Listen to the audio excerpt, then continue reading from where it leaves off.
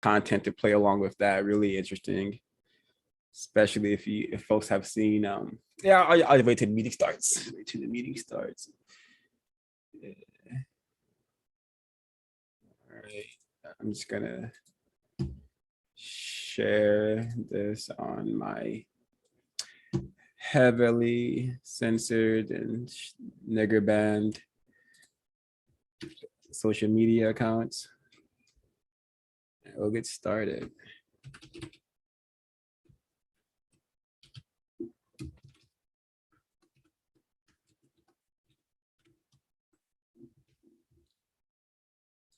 You got me. We also including the word thug. Oh, that was from we did that last week. That was from last time, right? Okay, yeah, okay, good. Okay, I was thinking because I didn't prepare any notes for thug. I thought it was we're starting with Mugger, aren't we? Okay, good. Yeah, and I don't expect people to prepare notes for everything. Just whatever crosses their mind, whatever gets their brain computer while going. You know, because I don't have notes for every word for sure. Don't. Okay.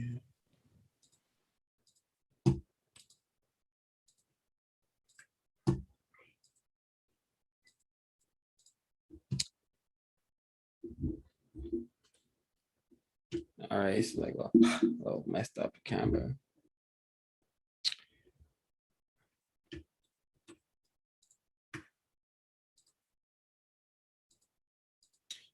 Greetings, everyone. Welcome to CRWS Counter Racist Business Meeting on the text Race Code War, the Power of Words, Images, and Symbols on the Black Psyche by Kyrie Inahero. We are covering pages 109 through 119, and I'm getting us started. I am going to read the first word that caught my interest, which is mugger from page 109, which states, this word has a similar meaning to the term thug. A mugger is a small-time robber who sneaks up behind the victim to steal or remove some money or article. This term was popularized during the 1980s when a white male shot a Black teenager during an alleged New York City subway robbery incident. A mugger is a small-time crook who robs to get immediate cash, jewelry, or credit cards. He does not have the brains for a big job. Greetings, Rael. And I'm just gonna get this clip on the screen right here. And we're just gonna hear a bit from Bernard Getz. Bernard Getz, I think this is this could be who he's referring to in the text, but we have here a suspected racist who shot 4 Black males on a subway in New York, and he's just like Kyle Rittenhouse, a so-called American hero. Definitely celebrated, worshipped. If you watch any video on this guy, you will see many people saying he did the right thing, and that's because this sort of actions are celebrated and perpetuated. So without further ado, you can watch a little bit of this. Let me make sure I have the sound playing before I started, actually. Let me check. Yeah, actually, yeah, the sound would not have played if I did check. All right.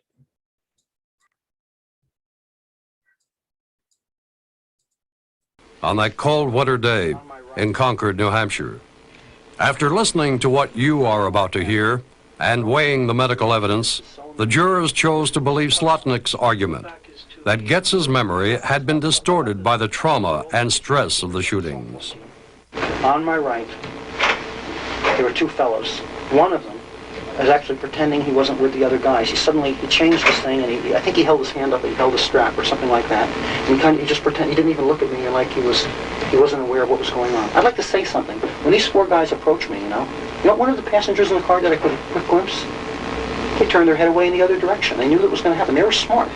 You know, if I wasn't carrying a gun, nobody would have helped me. And they would have been smart, because if someone had helped me, they could have wound up being fucked up beyond belief. But it doesn't matter. That's all academic. The fellow,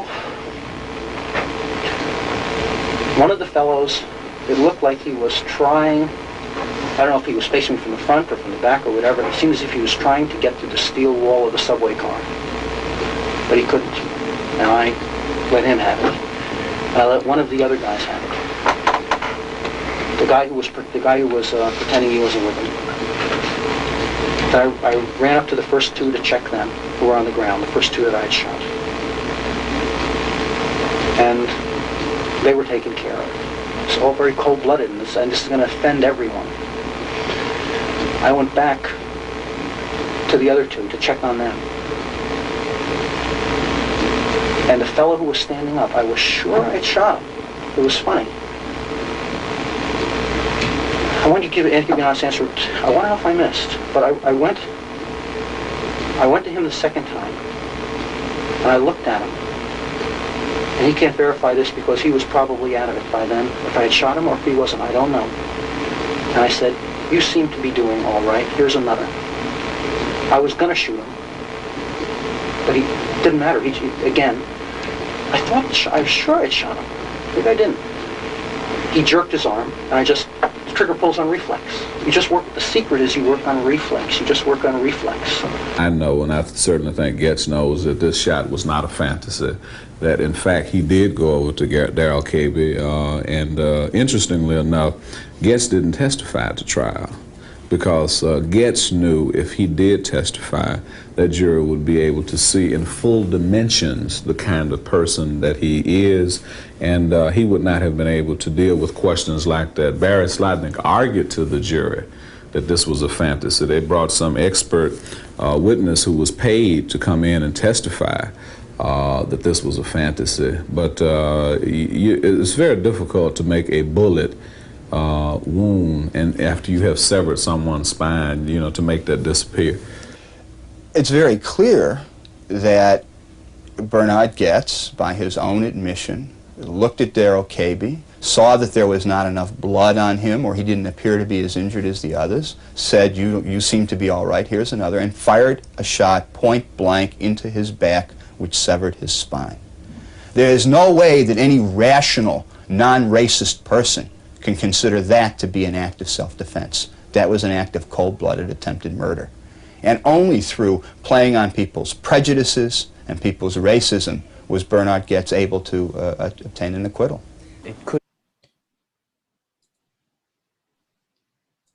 So there you have it. Mr. Suspected Racist, White Supremacist, Bernard Getz. And interestingly enough, the word mugger, when I look at the word, it's very similar to the word nigger. All you need to do is replace the U with an I and an N with an N, and then you got nigger.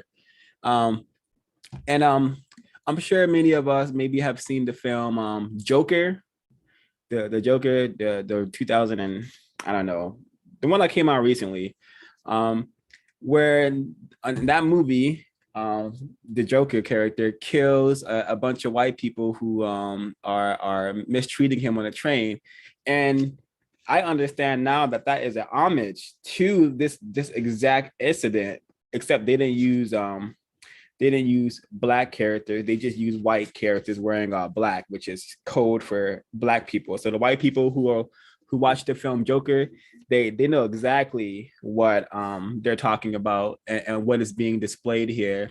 And I even saw that when reading some of the comments doing my research on this person. So yeah, mugger can be decoded as nigger, and in the system of white supremacy, this is what you're supposed to do to niggers, and you're supposed to have free range to kill. Definitely an interesting case for folks to study. Just hearing Getz interview, he says some really just insane things, like him wanting to gouge out eyes with keys because the black males were looking at him what he perceived to be in a crazy manner. He mentions that black people had a crazed shine in their eyes when looking at him. So it just hints on what some suspected racists see, but some white people see when they see a black male. And again, it was never proven without a doubt that these people were that the black males were trying to actually rob him, and it's very well possible that some of the black males that he shot weren't even involved. They just happened to be there, and white supremacy just has produced this idea that black males are so threatening, and they condition white males to just really have a disdain for black people. So they could have just been on their commute. Next thing you know, they're getting fired upon by a crazed racist. So really telling. And mugger, nigger, tigger, I think they're all related. They all can be decoded as meaning black people, which is why this term is really interesting. Definitely, I think a great decoding from Mr. Kyrie and Ahero. Any folks would like to chime in, share some notes? Does anyone know in the chat, does anybody know if his police interview was shown at his trial? Oh, it was shown, and tragically enough, expectingly enough, it actually gave him more sympathy because he was mostly dealing with, the jurors were mostly anti-black or suspected racist, with one black male on the jury. So yeah, Wow. there's testimony of people seeing the interview and okay, now I believe him. Now I believe him because I have sympathy for him. So yeah, no Joe time, and he's making millions off his story, off killing black people. So wow. Okay. I was saying when I checked out this word mugger here in on this page 109, I did actually do like a little a quick Google search on Bernard Getz. That's what it brought me to when I saw all I did was type in what did I type in? Something like subway killing or something like that, and it immediately brought up Bernard Getz. It was something harmless like that kind of good. Anyway, so he was just talking about on Wikipedia about how he served 8 months in jail, and he got I think 200 hours community service. And apparently one of the victims did say that they weren't involved in it at all. Apparently the three other people that were injured, one of them said that they weren't involved, but he did say that 3 of them, I think one of them asked him for $5 or something like that. And they were all unarmed. Nobody attacked him. They were all unarmed. There was no point does he say that they tried to attack him either. And so obviously his, judging by what he was talking about in his police interview, he just kind of wanted that type of confrontation. And this was obviously provided him the best kind of excuse. And also when you talk about the Joker film, even more of a thing that a lot of white supremacists get behind is the Death Wish film series. I don't know if anyone here is familiar with the Death Wish film series with Charles Bronson. Mm-hmm.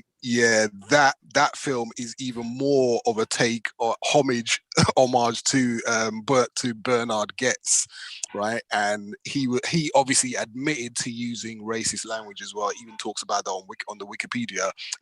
I encourage everyone to just go and check out what they say about him on Wikipedia, actually. And so it talks about him using racist language, and also talks about him in terms of when we were discussing a couple of broadcasts ago about white people being drug users as well. He admitted as well that he frequently used PCP laced marijuana as well, right? So he was abusing drugs for years and years and years and years before this killing as well. And one of the victims that I think is the one that he paralyzed, got £43 million in a civil lawsuit afterwards as well. So it's really interesting. A lot of white supremacists really get behind this guy Bernard Getz. So there's lots of parallels with him and Kyle Rittenhouse. And the thing with Bernard Getz, he wasn't even being quote unquote attacked or chased like Kyle Rittenhouse apparently was chased. Bernard Getz wasn't even chased or attacked. So there's no reason for him to do that. And like I say, even if I've said it before, I think all white people should be treated like black people until the system of racism, white supremacy is ended. So, you know, if Bernard Goetz had been black, and and I don't know, a group of white people on a tube or a tube train had asked him for $5 or something, and he just punt bullets into these 4 white teenagers, I don't think he would have been given, 8 months jail and 200 hours community service. I'll mute my line. Very well said, and I 100% agree. And it's just, yeah, I don't know. I highly doubt, but I'm just gonna say that this individual suspected racist, I would say admitted racist by his actions and by his words. Just an example of that white aggression. They look for an opportunity to kill for fun. To have fun doing it, and he definitely was seemingly deranged from his drug use. It just really telling of the sort of people we are dealing with, especially that these individuals are often made heroes. You can find videos of him today and in his old age still talking about this, getting money for talking about this. So very telling of the exact kind of system we are living in, and maybe further evidence that we are in a system of white supremacy, and we're not just crazed, pitiful black people, pitiful people classified as black looking for excuses to why we are in our position. Further evidence that we are really in a system of white supremacy. Anyone would like to share some of their notes before I continue, or other folks continue?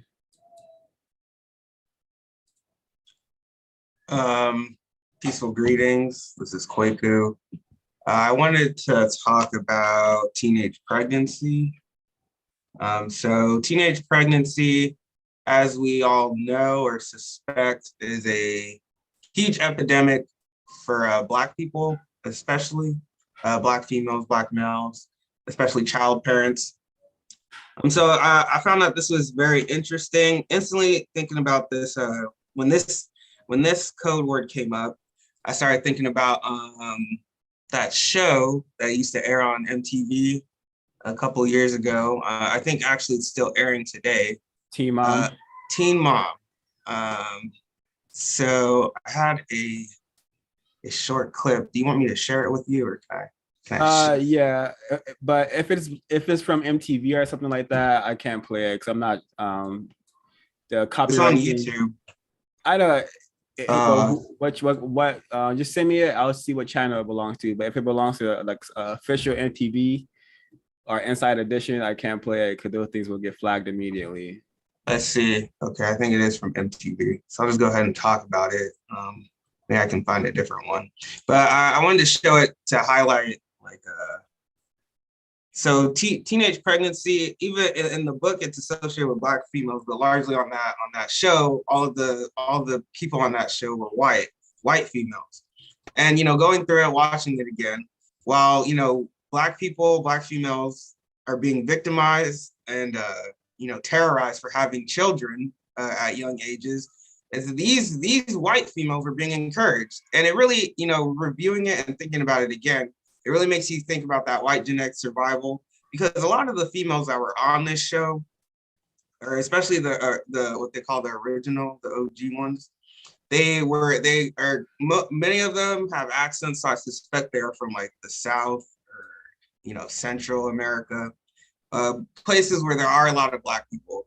So they're almost being encouraged to have children, and making it, I guess, okay, or to me it seems like they're being encouraged to have these children. I mean, when you get on TV and you show that you can be famous for having a child at the age of 16, I don't know what kind of message you're sending to other people, especially other white females. It's essentially saying it's okay to have a child at 16 years old, We need more white babies in the world. We need more white women having children. We need tons of them.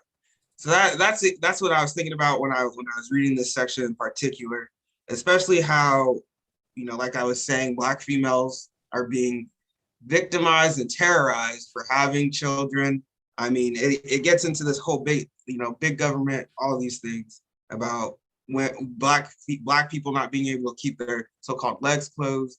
They are uncontrollable, sex crazy, but when white females are having children, it's okay, you know, let's give them $1 million contract. Let's follow them around. Let's encourage them. Let's show other white females that, hey, if you have a child at 16, it's okay. You're not like the Black females. You're different. You know, we support that. We don't look down upon that. That is encouraged. Keep popping out those babies. Keep popping them out. We need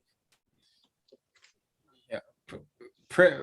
Precisely. I had the same thought when reading that one. And I think Timon was an excellent piece of propaganda to improve the white genetic survival, and also to confuse a lot of Black females and non-white females who think that they could watch this show and maybe eventually get on the show themselves, or maybe think that they could become so-called teen moms and have the same access to raise their children correctly and comfortably, which is not the case. The teen mom, I suspect, a piece of propaganda that produce a lot more of victim parents who thought it would be fun to have offspring at an early age, only for them to be very, very wrong. And then those offspring that they're producing aren't going to be attempting to solve the problem. They're going to be led into greater confinement or just a high level of confusion, because as we learned from the ISIS papers, Black child parents, you know, if you have a offspring when you're 15, 13, mentally you're going to stay that age until you no longer have to take care of that offspring, because that's just how it works. You know, in order to raise a offspring, you have to be mentally capable, mature enough, and teenagers are not mentally mature enough to raise offspring. So it's just a very powerful piece of propaganda. It's still going on. They're still celebrating and glorifying this insanity, but this is what we those who are in the business of counter racism, this is what we will know and understand very well. Thank you, Kwaku. I have another comment, but I see Smoking Damages is unmuted. Wants to go ahead. No. I'll wait for anyone else if anyone else has comments first. Yeah, I just wanted to comment on what Kwaku had just read out about teenage pregnancy. Yeah, so what I had remembered, can I be heard? Yes, you can. Just checking. Hello?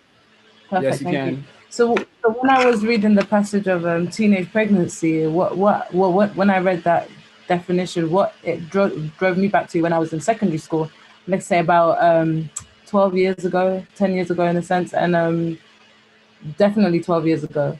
But what it was around that time, there was a high rate of teenage pregnancy amongst my year group. And what we noticed is that a lot of them ended up getting houses. So the government welcomed this, but they wouldn't say it. Of course, it's shunned and like, oh my God, you're pregnant. Oh no.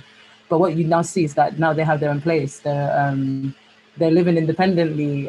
They have a certain amount of money coming in through welfare that's allowing them to buy like the most latest trainers, and they're still coming to school. So, and it's like, you can see the system rewarding this behavior, but it's spoken about in different terms. So there was definitely that underlying language of how white supremacy will work on you. The only one that I guess I didn't really notice. Of course, Teen Moms definitely glorified it, but because obviously could not relate, because I did see 100% majority European descent people on that show. And as for me, it's the same category as Honey Boo Boo. It's putting their low socioeconomic situation in place, but glorifying it so they can at least feel comfortable in their working class position. Whereas we would be a little bit more frustrated because we're even shunned in that sense. So if we are shown, we're shown as the hobos or the muggers or all the other codified words there. But that teen moms definitely helped elevate a lot of working class people. Like, I guess that's kind of what spreaded, like the only way is Essex is in that sense, where they have this business relationship, but with the words that come out their mouth are like very low class. So it's almost making fun of them, of themselves, but they're still able to climb socially, especially in construction over here. So yeah, so I definitely picked up a lot of the way teen pregnancies was rewarded in certain areas and certain times, where now maybe that will be shown or less, maybe harder to get a house or a space. I'm not aware, but that's something I definitely remembered.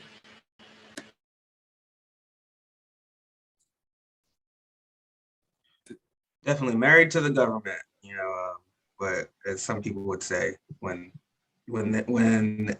these mothers are receiving large checks, from up, which isn't wrong, right? But Black females definitely, I suspect, don't receive that kind of help or resources, or at least heavily victimized for receiving the same benefits.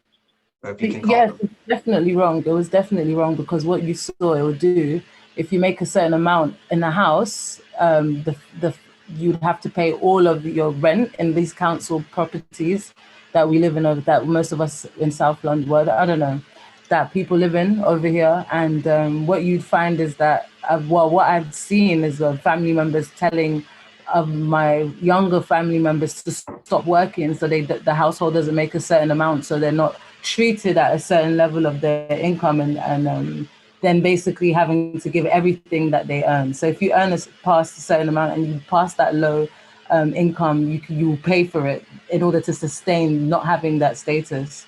So yeah, over here it's really layered. It's really layered in terms of how they try to keep you in that mentality. I can't wait until we get to upward social mobility. I have a lot to talk about that, but I'll let it naturally flow on the, in terms of all the other code words that were, because I thought it was going to go chronologically, but as we're just moving along, I don't mind waiting. So folks who want to go in order, they can do that. Folks who want to jump around, they can do that. It's, Smoky Damage, were you gonna chime in? I was gonna say, yeah, every teenage girl at my school that ended up pregnant, without exception, were white female teenagers. Just wanted to just make that point. Definitely, I'm sure it probably might be different for other people, but in my school, it definitely was. Every single one that was pregnant was definitely classified as white. I did a quick Google search before as well on CDC.gov. It said that American Indians and Alaska natives were at 29.2%. They were the highest among teenage pregnancies. So not people classified as Black, apparently, with the highest rate of teenage pregnancies. But anyway, I was gonna say as well, the one of the clips that you shared, 05, on the latest Rips, where it showed those it was two black females and I think one white female dancing around talking about Hennessy and Plan B and stuff like that, right? Racism, white supremacy encourages us to just have all that brain trashing, idiocy, stupidity, and obviously along with that comes, irresponsible sexual activity as well, which is, so it's not a surprise. That's exactly, they could, like, say, create the monster, then, laugh at the monster and take steps to kind of deal with it. So yeah, not a surprise in a system of racism, white supremacy. Yeah, not at all. And again, these teen pregnancies involving white people, they could receive help from the welfare system of white supremacy, but Black females, non-white females, they often, okay, if you want help from the government, make sure there's no black male, non-white male in the household. Because if there is, you're not getting any help, because we need to make sure that that offspring you have is super just in a thinking pattern of retardation. No serious thinking offspring if you want help from us. So and I see this in my just tragic victim unit, where there's a female in our survivor unit. I don't even think we're related by blood, but Black people, I'll always say that, people, these associates are our relatives. But I watched her give birth to, like, 6 offspring. All of them are just super not serious at all. Silly. I'm just gonna say silly, very silly. And now the offspring that she has are just doing the same thing. Not even 20 yet having offspring, and it's just continuing the cycle of easily controllable victims who are just going to spend their existence being silly and stupid and confused. So it's just a wonderful example and a tactic racist men and racist women have been using against us for a very long time. This causing us to be, like you said, really irresponsible with Area 8. Yeah, I suspect that if Black people weren't confused about racism, white supremacy, they wouldn't be having children when at times when they're not ready to have them. That's just my personal opinion about it. And also, I just wanted to highlight 2 things. One thing real quick about what appears to be a Black female in this banner, or in this, what do you call it? And she's not a teen mom. They just added her to it. Mm-hmm. But it is weird that all of a sudden she has blonde hair in this poster. But I guess that's just a blend of what they're trying to promote. Yes, most definitely. Thank you, Chris. But white identification, white aspiring, lightening up, all that wrapped up into one banner. Yes, this is what I would say is possibly racially showcasing. So, on this show, from time to time, they will throw in a couple of Black people. I was watching, just to kind of go through and remember, see, kind of create the conviction that, this is definitely about white females. But I was watching some of the clips, and, from time to time, they throw in one Black couple, just one Black couple. Nobody really cared about them, just to throw them in for, whatever diversity quota that means. So this Black female is definitely being racially showcased. I suspect she's unaware of that. She's probably confused about the system. And also the other thing being that what I found interesting is that these shows oftentimes, one other way that they promote this show is that it starts off with them being 16 and pregnant, or what is now young and pregnant, and then they follow them to be teen moms. So, not only is it, oh, you're 16 and pregnant, but now you're a teenage mother. We're gonna glorify that as well. We're gonna glorify being 16 and pregnant, and now we're gonna glorify being a teen mother, aka child parent.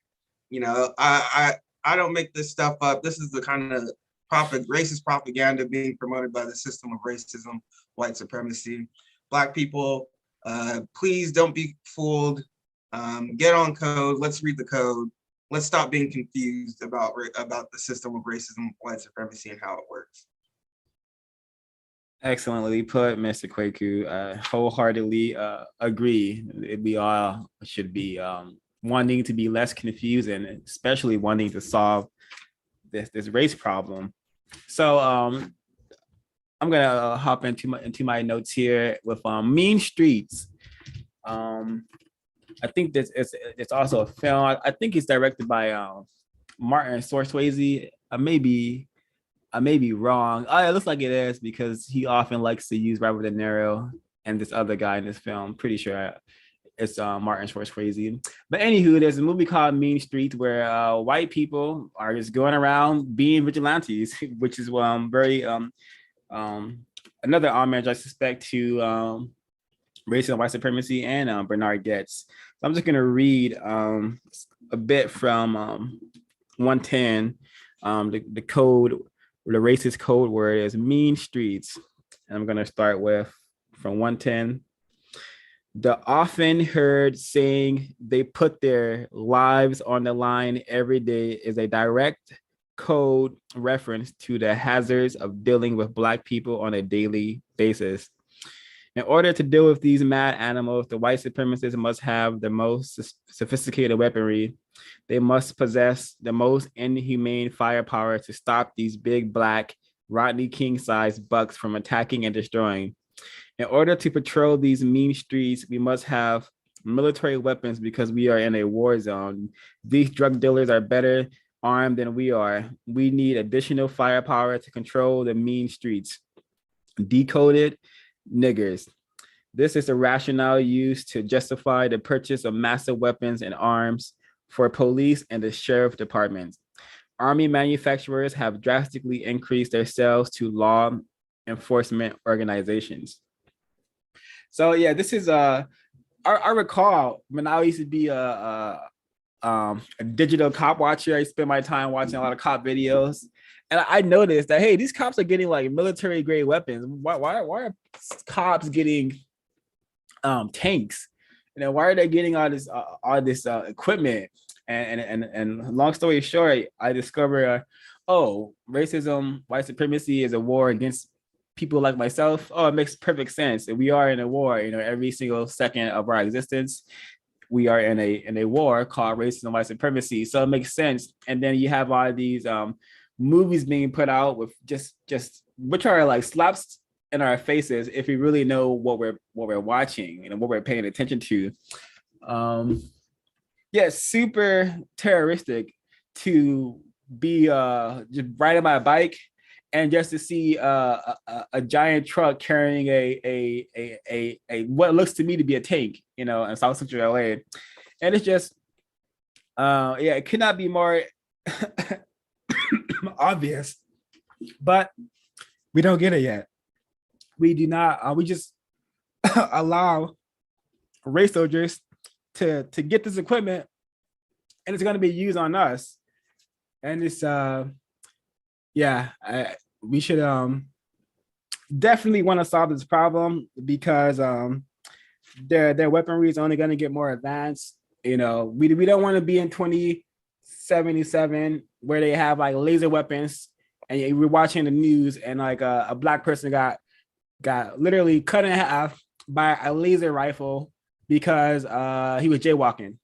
You know, we don't want this to happen, but that's where we're headed if we don't solve this problem immediately. And Mean Streets, a very famous movie about white people going in and cleaning up the streets, you know, aka getting rid of the niggers or people who behave like niggers, Black people, victims of racism. That's all I have to say about that. Oh yeah, I mean, I completely agree, and you know, they're probably gonna have sooner or later they're probably gonna have the robots and the drones, quote unquote, cleaning up the streets or just shooting these niggers basically. And I think Kahari got it completely correct when he said that. I think that passage, that little passage there deserves a second reading, especially the bit where he says they must possess the most inhuman firepower to stop these big Black Rodney King-sized bucks from attacking and destroying. And that's exactly those my sentiments, exactly the way that Kahari and Aharo put it there. And also I was thinking of usually, obviously, they associate mean streets with drug dealers, etc., right? And if they wanted to stop all the crime in these types of areas, they could do it really, really easily, but they don't. They let the crime fester. They let all these types of these types of incorrect things fester so that they can justify overly arming themselves, right? So, like I said, my compensatory definition, I'll just read it again for places like this as well. Whether you're talking about mean streets, whether you're talking about crime-infested areas, what they usually talk about with Black people, areas like that. And my compensatory code for that is place or area that is generally understood by most to be populated by comparatively high number of people that are classified as black that suspected white supremacists have allowed to fall into disrepair. And that's exactly what they do. And when they could clean it up. And it just put me in mind of a couple of years ago when we had the London riots, what they called the London riots, which were really sort of uprisings by some people after the shooting of Mark Duggan by suspected white supremacists. And one example of how they could easily stop situations they don't like. I remember when those riots were going on, those uprisings were going on for the first couple of days. I remember checking out a couple of things on the internet, on YouTube, etc. And when you looked at footage of those riots, those things that were happening on the streets, these police were just standing around.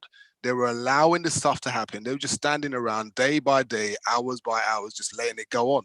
And I remember it was on the third day, I think it was, and it was, I can't remember who it was, but let's just say a police official, a well-known police official, came on the TV and he said, if anybody, words to that effect, if anybody wants to come here and continue the rioting in London tomorrow, they will be met with brute force. Right? That's what he said, and I can't find the exact clip of what he said, but that's what he said. And by the next day, there was no more rioting. No more rioting whatsoever. So they could have stopped it any time they wanted to.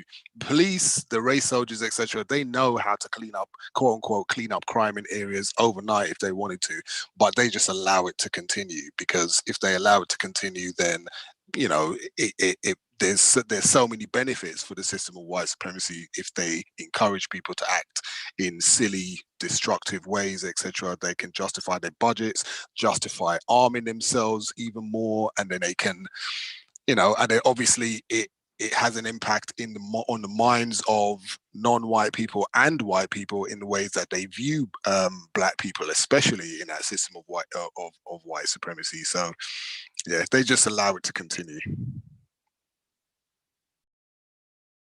Exactly. You know, reminds me of Dr. Seuss's If I Ran a Zoo. You know, they control the zoo of racism and white supremacy. You know, they can do whatever they want. They could so-called clean up the streets. They could so-called eliminate all violence at the snap of a finger almost if they wanted to. But the system thrives off violence, thrives off misery, suffering amongst non-white people, especially black people. It thrives off of it, which I think is a great segue to the next word that I'm gonna read here. Rough neighborhood. And this before you read, I'd like to comment. Oh, go ahead. Thank you. Yeah, so that I actually remember when that happened as well. And one of the things that they did do is that they let that happen so they could not only have the media. Mary, Miss Nebula, you're cutting in and out. Maybe if you get closer to your router. Propaganda of our behavior or low level crime. Miss Nebula, your mic is cutting in and out. Perhaps if is it now? Say again. Sorry, is that any better? Yeah, a little, yeah.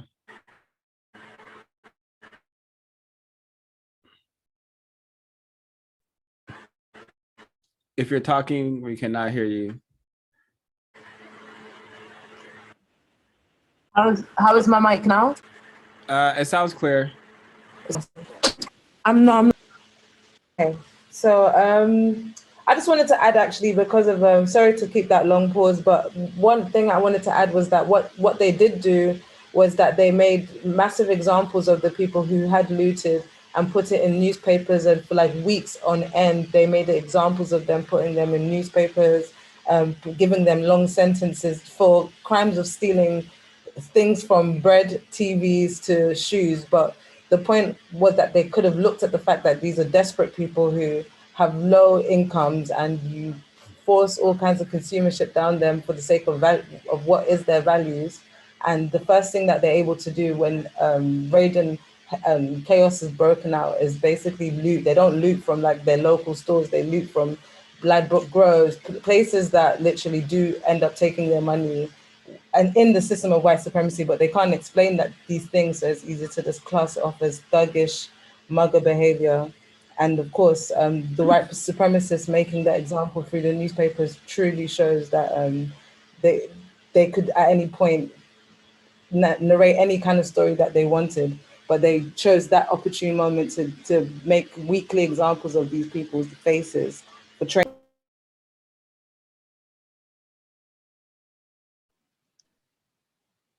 I think you muted yourself by accident at the tail end No, of your. that's okay. I mean to mute my mic. I don't know what was the last thing sentence said. I hope it was clear. Okay, thank you for your input. I remember at the time as well. I think that's good. Yeah, I just to carry on from what you just said. Yeah, I remember at the time when that was happening, and there was mostly, if you look at all the footage, if there's some stuff still available, if you can still look at some of the footage from those London riots. Most of the people on the streets rioting were people who were classified as white and not black, actually. And those are the people that are doing most of the looting, and those are the people that hardly received any sentences. And if they did, very, very light sentences. But the ones that were on the news bulletins every day were obviously black people, right? So, and they weren't talking really about why it happened, exactly why it happened, because black people were suffering racism at the hands of the police. They were really talking about that. And they weren't talking about the amount of white people that were coming into London from surrounding areas to commit these crimes as well. So, yeah, that's all I have to say. Great points. And they also don't they fail to really highlight the fact that most of them were secondary school children who were in the middle of education and GCSEs being locked up. Wow. Hello, this is Helen B here. Can I be heard? Loud and clear. I wanted to read the very beginning of Mean Streets, what I have highlighted, but for those who don't have the book, and to also help those, to help non-white people to think. There's something I'm going to say. I'm going to read from the book. This is on page 110, Mean Streets. This is a code term for a Black neighborhood. It means a community populated with Black troublemakers, prostitutes, and hardened, low-life individuals. Now, this is what I want people to think about. This next part. How can a street be mean? Streets are paved concrete that have no personalities. So, what is the hidden meaning of the word mean in this context?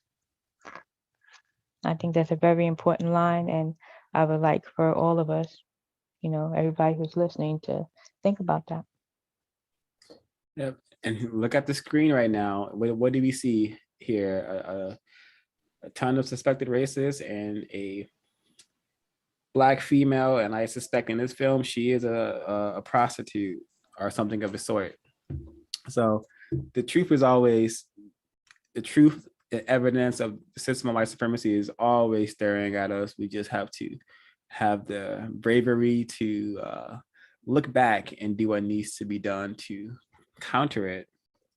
Excellent segue into rough neighborhood, because Black neighborhood, rough neighborhood, decoded as the same thing. Rough neighborhood. This code phrase has a slightly different meaning from Mean Streets. The term rough neighborhood means a place of social discontentment and low achievement populated by ruffians. It is a neighborhood where it is not easy to live. Social relations are strained, and the people just can't get along. Everything is an uphill battle with little cooperation and support for any action aimed at producing justice. Yep, and I think this is 100% accurate. I think racist men and racist women have done an excellent job at sabotaging all areas where Black people dwell. It's just conflict, you see, and if one has access to being in the schools, you will see it even more so there. You will see the young children picking up on the messages that, hey, I'm supposed to mistreat Black people, because it was reported to me that and so-called Mexicans, they don't mistreat each other as much as the Black students do. Yeah, they will clown around and be total idiots as they were programmed to do. But if they're gonna mistreat a person, it's not gonna be someone who looks like them. But Black people have been trained. Everyone has been trained on the anti-Blackness thinking pattern to want to just mistreat each other. So I'm always hearing about Black students wanting to hurt each other, wanting to poke fun at each other, um, existing in an area of the world known as South Central LA is very, very, it was very common for me to just be walking down the neighborhood, and be wearing the wrong color, and out of nowhere, hey nigga, where you from? Hey nigga, better take that off, better take off that do-rag, or take off those shoestring colors or whatever. And so yeah, this is very correct. And athletes are often quoted saying grew up in a rough neighborhood or stuff like that. And it's just evidence that we should be I don't know, it's motivation. This is motivation to want to solve the problem, because we should not want to dwell in these concentration camps of misery and suffering. We should not just want to dwell there. We should want to produce a system where no one is being mistreated, no one's being called nigga or banged on or mistreated simply because they were classified as Black. And I think what Smoking Diamond just says is correct. Everyone should be treated like Black people until we solve the problem, especially white people. As white people, where they're from, stuff like that. If you want to mistreat anyone, it should be no one, but everyone should be treated the same. And since everyone thinks it's okay to mistreat Black people, how about we treat everyone like Black people? And we'll see if that will motivate them to want to solve the problem, because many of us Black people have been victimized to such a high degree where we don't want to solve the problem, because we're just so confused, and we just been as Dave Chappelle says, just punched down on by so many people that we just feel like it's hopeless. But I think we could solve the problem overnight if there was enough of us really serious about doing it and practicing the correct thought, speech, and action to do so. Comments? When I first read Rough Neighborhood, my first thought was there was a TV program when I was growing up called Mr. Rogers' Neighborhood. Mr. Rogers is white. And so they're showing a total difference between where I'm residing and what I'm looking at on TV. And on Mr. Rogers' Neighborhood, he had a Black male cop, and the episode, he washes the cop's feet. They sing together and he washes the cop's feet, and that right there just put us to sleep. We didn't think anything after that, right? And oh yeah, so that's just the first thing that came to mind, Mr. Rogers' Neighborhood and the difference.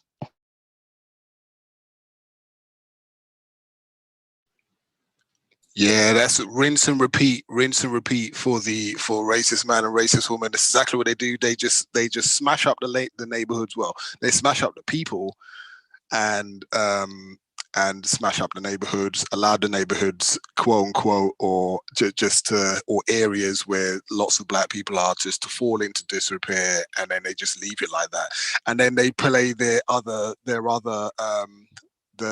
thing straight from the white supremacist playbook. After it gets really, really smashed up, then they do their other thing, which is the gentrification trick, and then they move in a lot of white people. They throw all the Black people out of those neighborhoods, the quote unquote rough neighborhoods. They move all the white people in, and then all of a sudden, wow, they clean all the graffiti off from all the buildings. They just tidy up all the roads, fix all the road signs. All of a sudden, all the money that they couldn't inject into these so-called rough neighborhoods, etc., all of a sudden they just seem to inject loads and loads and loads and loads of money into these neighborhoods. I mean, the amount of money that we pay in what's called council tax, where everyone has to pay money to the local council, the local borough. We call it council tax here. Around here in Hackney and places like where there's lots of black people, our council tax is so much higher than people who are that in areas that are populated by people who are classified as white, especially in London, like in areas like Hampstead or say Sloane Square, areas like that. Their council tax is really low. Places like Victoria, very, very, very, very low. And like I say, it's a pattern that's just repeated everywhere by racist man and racist woman, right? That's what they do. They just move all the black people out, and then all of a sudden they inject loads and loads and loads and loads of money into the area. So then people are non-white and white people are encouraged to believe that, this is why the area was like that, because there was lots of black people there.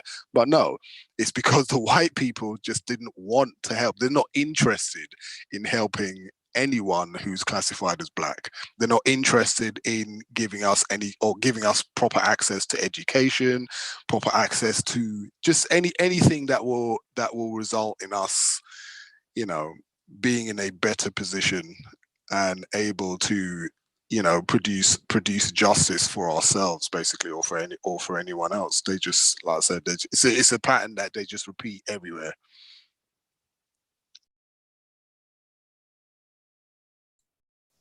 Real quickly, I just wanted to add that similar to mean streets, what exactly do they mean by rough? How does the neighborhood become rough? Last time I checked, black people don't have any neighborhoods. They don't control neighborhoods. They don't create neighborhoods. So what exactly is causing, or what exactly do they mean by rough? When he mentions the social constraints, let me find it real quick. He said, social relations are strained and the people just can't get along. Why is that? Why can't these people get along? Why are their social lives in such disrepair? Something to think about. I suspect it is because that these people, who I suspect are mostly non-white, because you're talking about black people when you're talking about rough neighborhoods, they are under constant terrorism by the system of racism, white supremacy, in a high stress state at all times. And they just, being confused about it, they don't know what to do about it. So they end up taking it out on each other. Right. So rather than calling it a rough neighborhood, let's analyze what is causing this. And like Smoking Damage just said, he mentioned a plethora of things that could be causing this. So let's, focus on solving those issues and not, blaming the people that live there for living like that, or whatever. I'm not saying we're doing that here, but oftentimes that is what racist man or racist woman does. They blame the black people living there for the state, their social state of those so-called neighborhoods. Yeah, excellent line of questioning. Like what? Yeah, I'm not gonna repeat it, but you mentioned yeah, very well said. So but Helen, did you want to tackle this zero tolerance? Did you want to do something with this article here? Okay, so when I first read zero tolerance, when I first saw the term, first I thought of Bobby Knight and how that's a white coach who used to mistreat non-white black males, basketball players.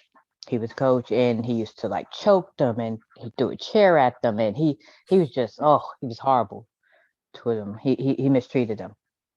He was practicing racism, white supremacy. So then they turned around, and because it was recorded that he was mistreating the non-white males, they white people said, okay, well, now we have zero tolerance. You cannot mistreat them at all. He still did it anyway, and then claimed that, I didn't know that meant, zero. I didn't know zero mean not at all. I thought that I could still do it, but have like a miss up, like oh, I made a mistake one time, like get off with a warning. Then I also thought about non-white children and how we are suspended at a higher rate for minor infractions. Um, a semi-excellent documentary to watch is Waiting for Superman. They touch on this subject a little bit. It's about charter schools, but they do touch on this subject. And yeah, so yeah, that's all I want to say at the moment. Yeah, zero tolerance. Usually when racist man and racist woman talk about zero tolerance, they're not talking about a zero tolerance on fraud. They're not talking about zero tolerance on company embezzlement of funds. They're not talking about people or whole companies that dodge paying taxes in the countries that they live in. Right? They're not talking about zero tolerance for burglary, which is usually committed by white people, certainly in this area of the world. They don't talk about zero tolerance on white people who practice racism, white supremacy. They're not talking about zero tolerance for race soldiers who brutalize unarmed black people. They're only talking about zero tolerance on bad things that black people do. Usually anytime they talk about zero tolerance, that's all they're talking about. Just stop. Wait a minute. Not even bad things not even bad things. When we're talking about students, when we're talking about children, we're talking about children being children, roughhousing or playing around or, being a little loud or whatever. Just children being children. Exactly. I completely agree. That's all. Like anytime they have anything over here on the news and they talk about zero tolerance, it's always black people they're talking about.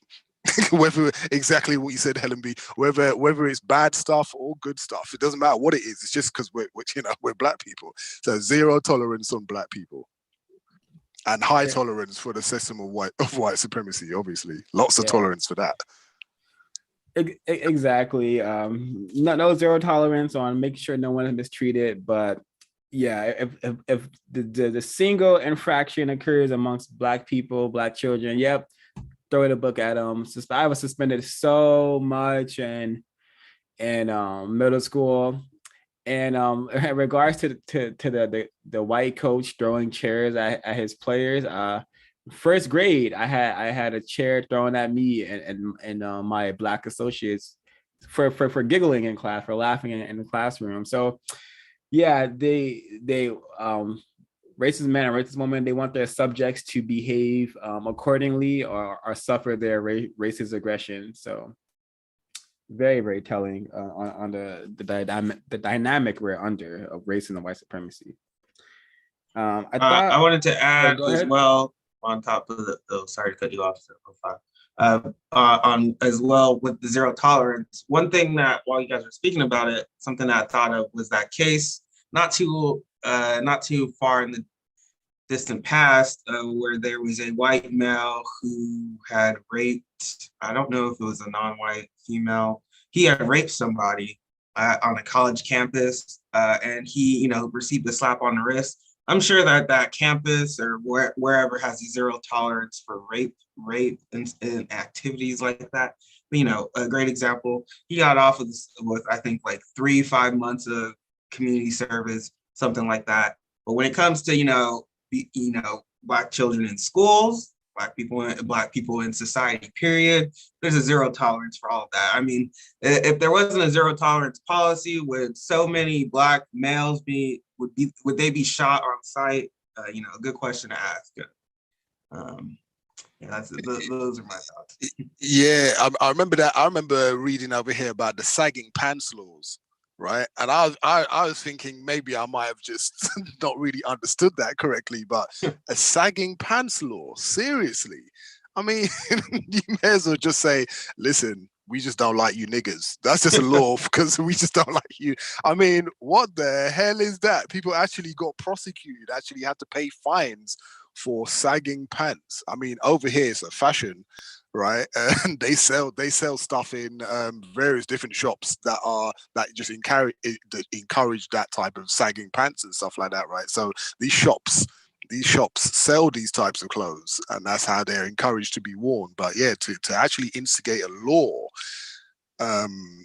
governing that. I mean, this is literally proof of a system of racism and white supremacy enshrined in law that's designed to exclusively or almost exclusively prosecute black people, especially black males.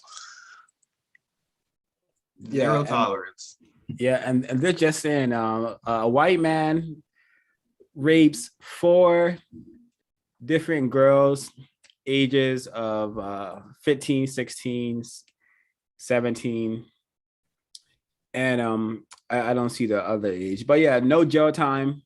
He pleaded guilty to raping, sexually assaulting 4 girls, and this is one of the quotes from the people in the court system. He says, but he is privileged. I hate that word. It should be he has white power. He is privileged. He comes from money. He is white. He was sentenced as an adult appropriately. For an adult to get away with these crimes is unjust. Yeah, but it's expected. We are getting thrown in prison and hit with fines for sagging, but Mr. White man, 20 years old, does not get jail time for literally raping girls.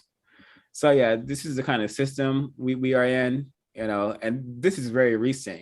This is just in, and it could be constructive to hear to watch this video to see what this judge is saying and how he agonized over having to deliberate this case, but he still gave the white man his white power, and he will not be facing jail time. So let's give it a listen a little bit. Before you go, real quick, can I make sentence for a young man convicted of? Oh yeah. Just before I forget, but a great example, if this white male is able to get away with this, to be expected under the system, but what is going to prevent this kind of activity and this behavior from happening in the future? Is there a zero tolerance? Is this an example of zero tolerance on rape? I don't think so. You can go ahead now. Rape, and an attorney believes white privilege was in play here. 7's Craig Stevens live in the Satellite Center with details. Craig. He pleaded guilty, Jeff, to rape and sex abuse in 2019, but he will not serve time behind bars. Through treatment and reflection, I've come to feel deep shame and regret for my actions. None of you deserve to be in this situation. In Niagara County Court, 20-year-old Christopher Belter addressed the courtroom before his sentencing for the rape and sexual assault of 4 teenage girls. I know, though, that a scar will remain that will serve as a reminder of the evil of that night. Some of his victims were there when the judge sentenced Belter to 8 years probation. Belter was sentenced as an adult after Judge Matthew Murphy denied him youthful offender status for violating probation by bypassing monitoring software on his computer to view pornography. But Judge Murphy decided prison time would be inappropriate. I agonized. I'm not ashamed to say that I actually prayed over what is the appropriate sentence in this case.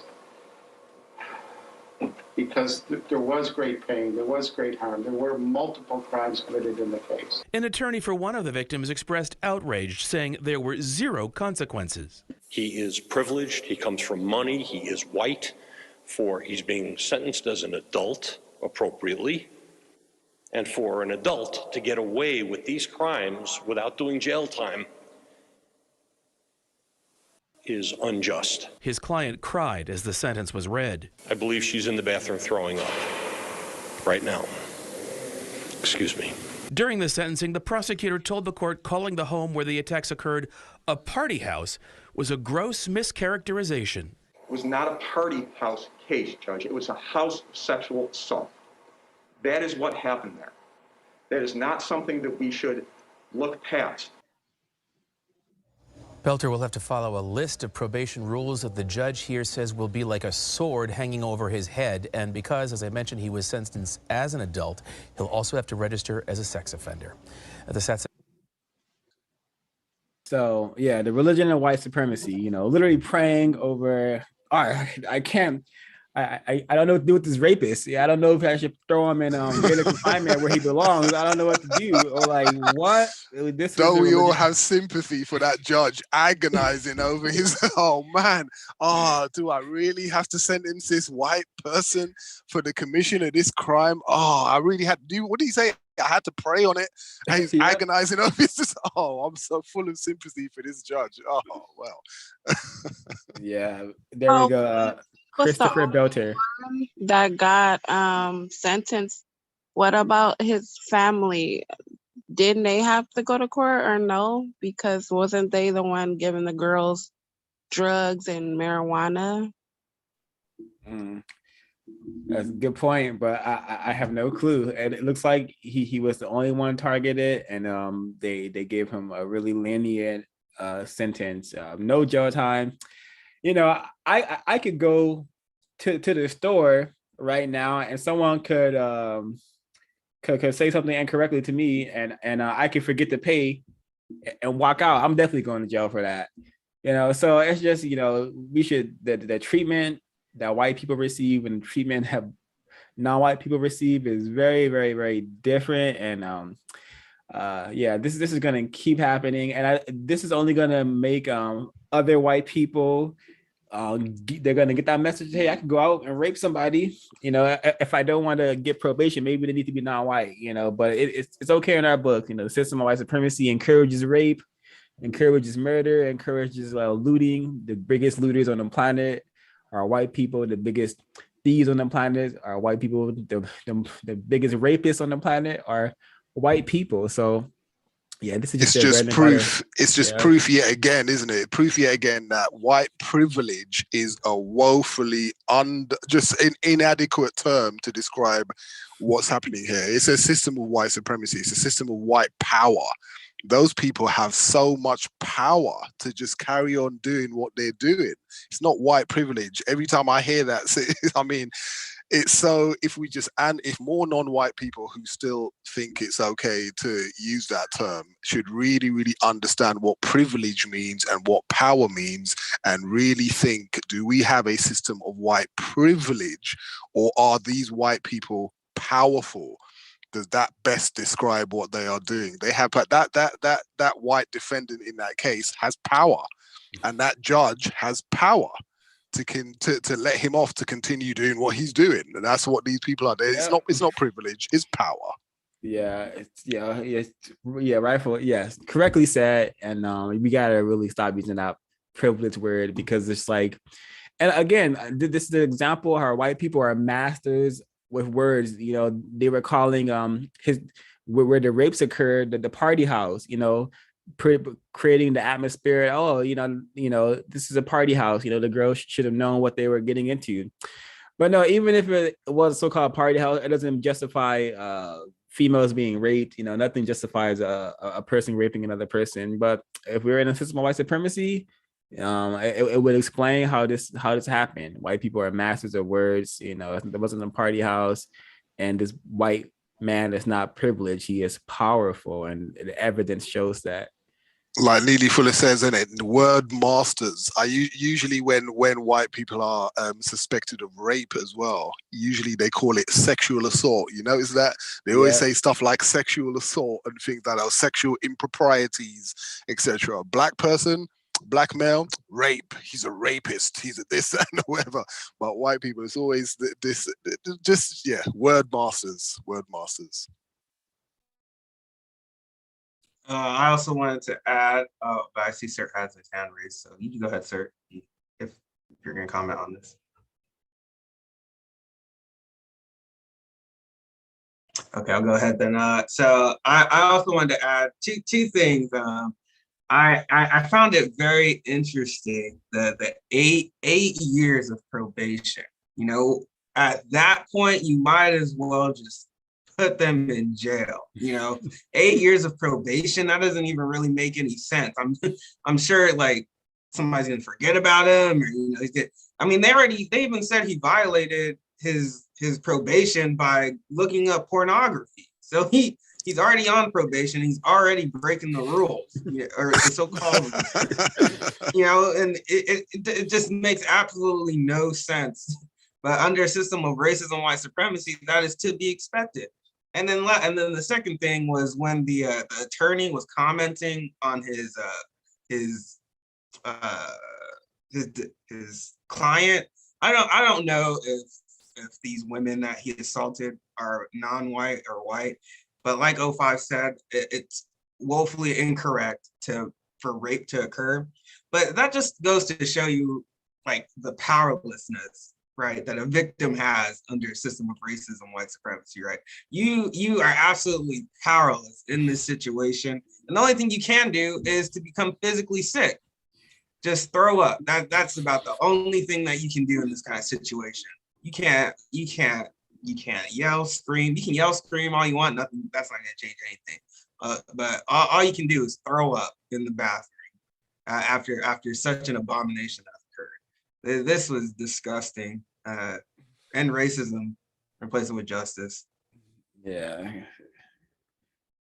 Sir, would you like to chime in?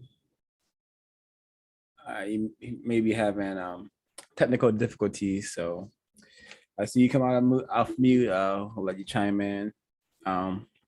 So we have a big government and get big government off our backs. I'm gonna read. We're gonna read like the last paragraph and a little bit above the last paragraph of big government. But I would suggest everyone buy this book. Race Code War. It's an excellent companion and tool to allow us to be better with our words and understanding how white people are speaking in code to practice of white supremacy and to maintain and expand it and refine it, super refine it, as Kyrie and Harrow says in this book, super refine this system with these words. So so much. Yeah, I'm just gonna read a little bit of big government because it heavily relates to get big government off our backs. The terms domestic spending, and this is from 112, the terms domestic spending and military spending symbolically represented the struggle between meeting the needs of white people and submitting to Black interests. The big military budgets meant spending money on space travel, engineering, chemicals, transportation, electronics, and so forth. The domestic side of the equation symbolized welfare, child nutrition, CETA model cities, and a host of other social programs that assisted Blacks in the war against hardcore racism.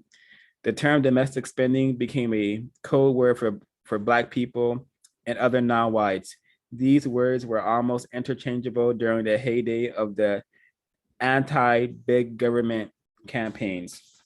And now I'm gonna tie this together with get big government off our backs. And the previous code phrase was big government. So it says here from 113, when get big government off our backs. When decoded, this means get the niggers off our backs. Once we have decoded the word government in the modern lexicon, it is easy to see how this term has been manipulated to mean something completely different from the original concept. The word government, thanks to the superior efforts of white propagandists, conjures up a fire-breathing Black creature akin to Godzilla with huge destructive powers. It is inconceivable how a non-existent symbol can become such a hated and feared reality. Feared government as single creature doesn't really exist. However, when associated with something to fear, such as the Black menace, it takes on a new meaning. In this context, the word government is used to hide the word nigger, which is what it really means. Even those Black people who parrot these phrases have no real clue as to what they really mean. They simply repeat these slogans to gain favor with some white group.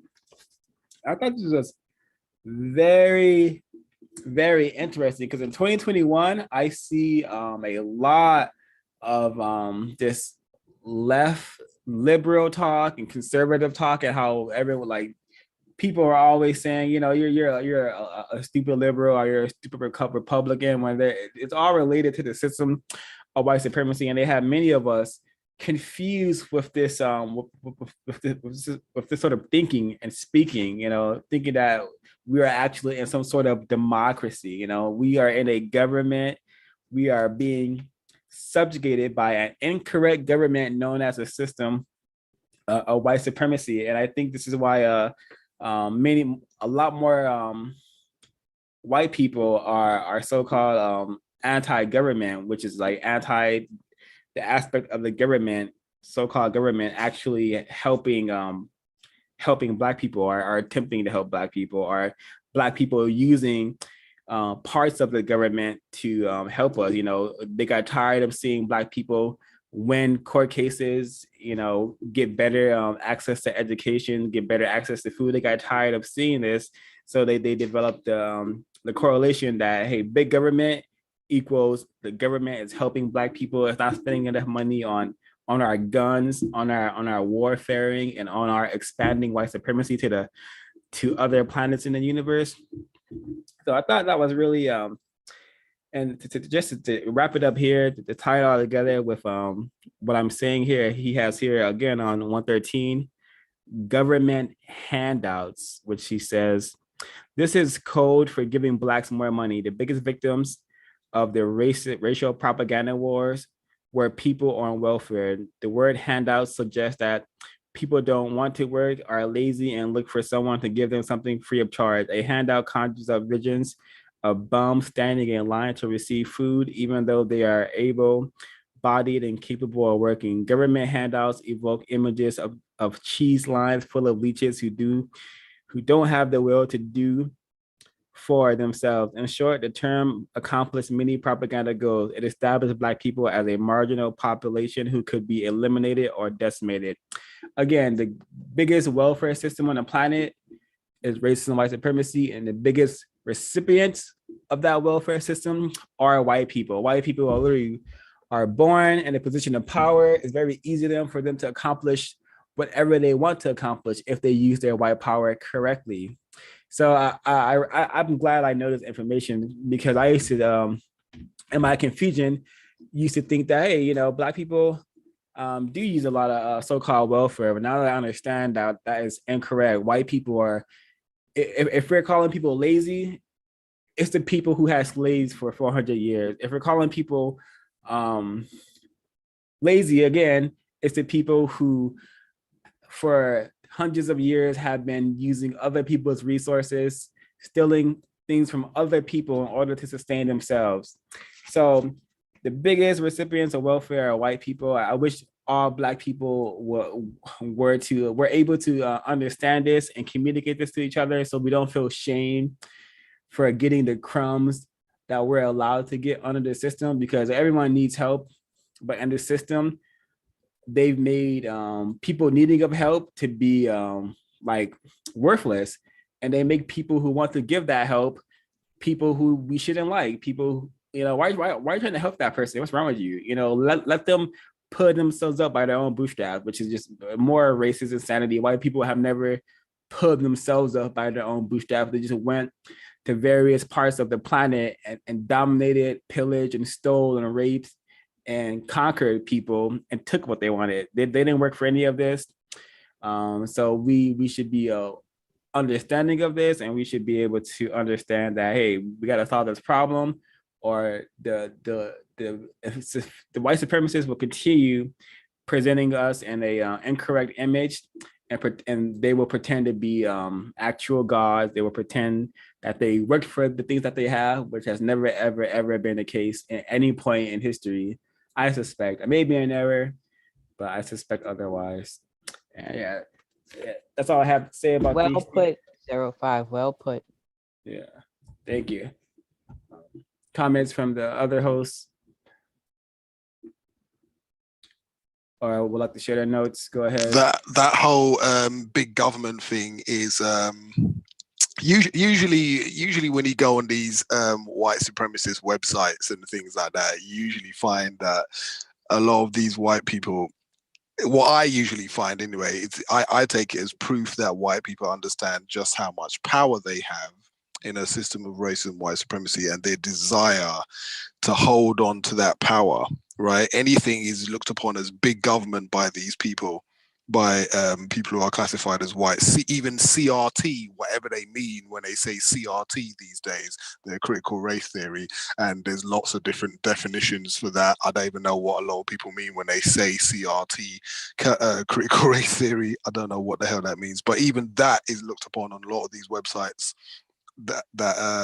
as quote unquote big government. Like some other white people are telling these white people what to do, and these white people are terrified. They have all this kind of fake outrage and stuff like that. So anything, I mean, system of racism and white supremacy doesn't benefit black people, obviously, I think, and most white people understand that. And if there's even a hint that it will, it is met with a lot of fear by many people who are classified as white. And one of the examples, obviously, that the January the 6th uprisings, that weird kind of capital strange uprising, white terrorism that occurred, right? It was I think that's an example of that, where they say, look, we need to take back our country from big government because we're in fear that they're going to allow these black hordes to descend upon us, even though they kind of understand in the back of their mind that it's not true. But, you know, they react with some kind of fear. And usually when you talk to these people about things that big government are stopping them from doing or not allowing them to do, if you say like, well, what is it you think you're not allowed to say, or what you think you're not allowed to do that you're being prevented from saying, it usually comes down to, oh well, we're not allowed to call them niggers openly anymore, or we're not allowed to, you know, stuff like that. It's always something like that. We're not happy in the way that you guys are practicing racism, white supremacy. That's what it comes down to. We want to be able to practice racism, white supremacy openly, right? We don't even want any kind of hint that there might be any sort of justice. We want to just be able to practice it. So that's what I usually think of when white people especially talk about things like big government. Yeah, I think go ahead, Ms. B. I'm still not understanding the term big government. White people, can you explain to me? Can you explain to me what big government is when it comes to bailing out the banks and bailing out the airports? What was that big government at that time as well? I don't know. I don't understand. Yeah, excellent question. And I'd like to, in regards to what you said, Mr. Smoking Damages, CRT is very much similar to this big government, because CRT is just code for, hey, don't tell black people the truth about their reality. Don't discuss correct history. I put it in the WhatsApp a while ago. No, I think yesterday, about that teacher who went on this like rant on like how they're like putting CRT, scary CRT, which I don't like to use that term, but that's what they're calling it. And they don't want to teach so-called CRT because it may get black people to understand that they're in a system of white supremacy, and white people have historically brutalized, abused them, subjugated them, and killed them, you know, for fun and for their pleasure. So I think this CRT thing is a super tacky and terroristic term, because now you can just lump anything that could be giving black people constructive knowledge in the form of a history and reality. You can lump all that in with CRT, and you're shoving race down people's throat. And now you're playing the race card, another word that was talked about. So yeah, I'm gonna play that clip about the teacher and the next rips, because I don't know if it fits in anything here right now, but it's quite long too. But it's just and it's just infuriating to see just the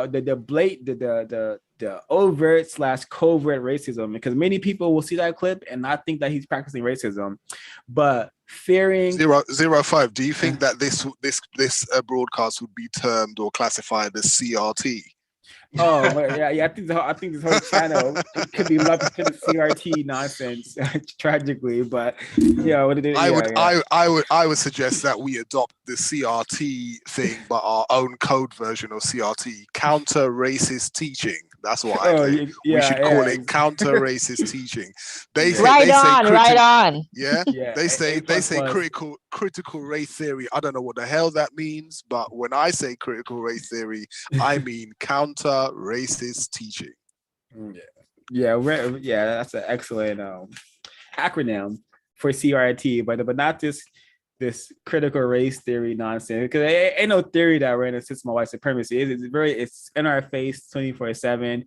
White people are just so either just want to practice this deceit forever, or are incapable of wanting to help us produce a system of justice, because they produce a non-white collective of people who are just so powerless and pitiful that they look at us and say, "Oh, these jokers ain't a problem. Why should we listen to them?"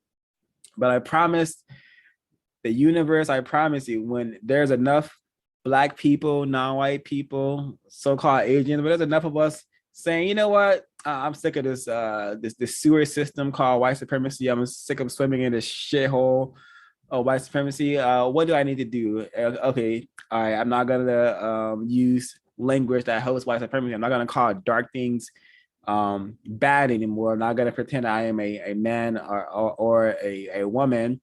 I'm gonna stop name calling, stop gossiping, stop snitching. I'm gonna stop stealing. I'm gonna stop doing all these incorrect things. I'm really gonna spend my time and energy. You know, if I got a plantation job, I'm gonna go there and get my crumbs. But outside of that, I'm not having sex with white people. They're not my friends. They've never been our friends, because friends don't deceive and kill large numbers of people. Friends don't allow each other to be mistreated in this manner. So I really gotta get serious about this. And then white people, every time they run into a non-white person, they're asking for constructive help, or they're asking how you're gonna help me solve the race problem. That will get white people to really kill us all or help us solve the problem. I'm down for either one.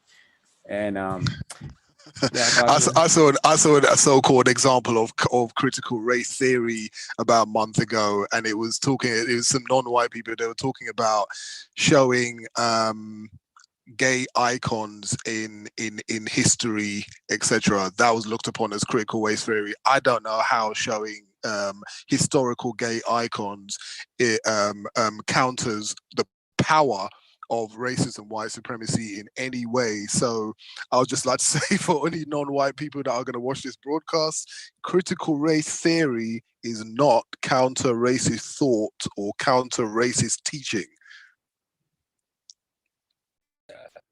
Yep. Yeah, I wanted to add, as far as critical race theory goes, I don't know what it is entirely. I still don't understand it. I suspect that it is non-white people who have kind of created it. In that case, VGQ. If not, if white people are involved, I suspect it's spreading more confusion. Something I need to be clear. Something I need to understand more of. But as far as the word goes, let me repeat the word real quick. Oh, big government. I was just talking. This section was pretty interesting because I myself have fallen for this confusion. I've caught myself, and I was just recently talking to somebody about it, or government in general. You know, oftentimes when you're talking to other people, oftentimes mostly victims, other victims of racism, they'll talk about how we don't need government. You know, do away with the government. We don't need government. Everybody should be doing their own thing. And really, you know, under a system of racism, white supremacy, what would that look like? You know, that is something to think about. I suspect that would mean that at this point in time, being powerless under a system of racism, white supremacy, that would mean absolutely death, destruction for Black people, and worse than whatever is going on right now. But this one, I definitely didn't make the connection that government is being connected with the examples he gave in the book, the civil rights movement, because like he was saying in the text, government has been giving Black people a lot of these I guess you could so-called wins, for a minute. So white people started associating the government with Black people, and this how government was just always seemed to be helping them, trying to aid them, trying to help them get out, fight racism almost, if you want to say that. And so I realized that I was very confused about that. So now whenever I'm talking about big government or government in general, that's something I'm going to remember. And I think I definitely need to start asking more questions why exactly do you want government to be gone? What do you think would happen when big government gone? What is government to you? What is that define government? What is big government, Yeah, they want to get rid of big government, so-called, which they don't really explain exactly what that is. They want to get rid of that. They want to get rid of climate change. They want to get rid of all these different types of things. They want to get rid of all these different, but they don't want to stop practicing racism, white supremacy, right? I made that point in my last video I did on Instagram about climate change as well. These white, they want to get rid, they're all for animal rights. They're for anything that they see as apparently just not justice, but then they don't want to get rid of racism, white supremacy. They definitely don't want to stop doing that. Yeah, imagine getting rid of Jim Crow, making Jim Crow illegal, the government making that, and you're up against that. Anything to practice racism, as long as you don't take away our ability and freedom to practice racism, I'm fine with that. That is racist man, racist woman's logic. Yeah, exactly. Yeah, I think it took a lot of Black people begging for the Jim Crow era to end until white people put an end to it. But it wasn't white people who said, "Hey, we should end this Jim Crow thing." So. Yeah, and even then they just said we'll just change the system slightly. That's what we'll do. We'll go ahead and we'll change it for you. We won't end it. We'll just change it a little bit for you. Okay, you don't like how we're whipping you. Okay, we'll just whip you once a month or something, or once every 2 months. We understand you guys are having a hard time with it. We're not unsympathetic to you, so we'll. Giving Black people those rights, that's the last straw. The government's got to go. The government's got to go. No more rights for those niggers.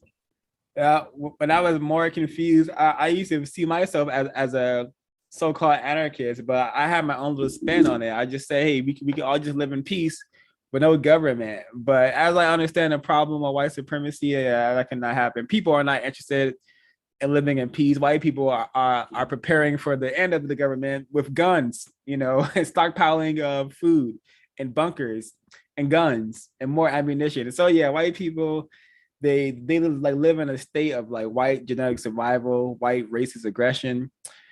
Actually, I didn't even have to say white in front of that. Just live in a state of racist aggression and preparing to murder anyone who they think is diminishing their power and control, Yorubu, power and control. And most certainly don't tell them how you can control how they can treat their subjects, because even the homeless guy, Brad, even him has power and pleasure over mistreating non-white people. He knows it. As a homeless person, he knows that his white power is greater than the power of Jay-Z, or whatever Black person we want to think is powerful. It does not exist. Okay, so yeah, I'd like to ask a question quickly.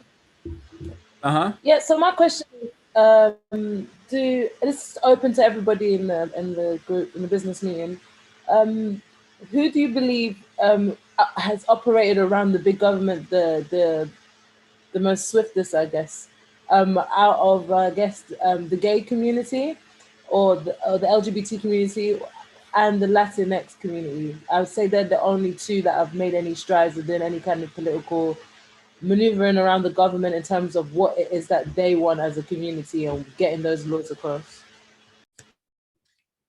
Asking for the UK, America mainly, because you guys have that, I guess, freedom in a sense, or we're just as maybe I just need to be a little bit more informed over here, I guess. Yeah, I can't say I'm understanding the question correctly.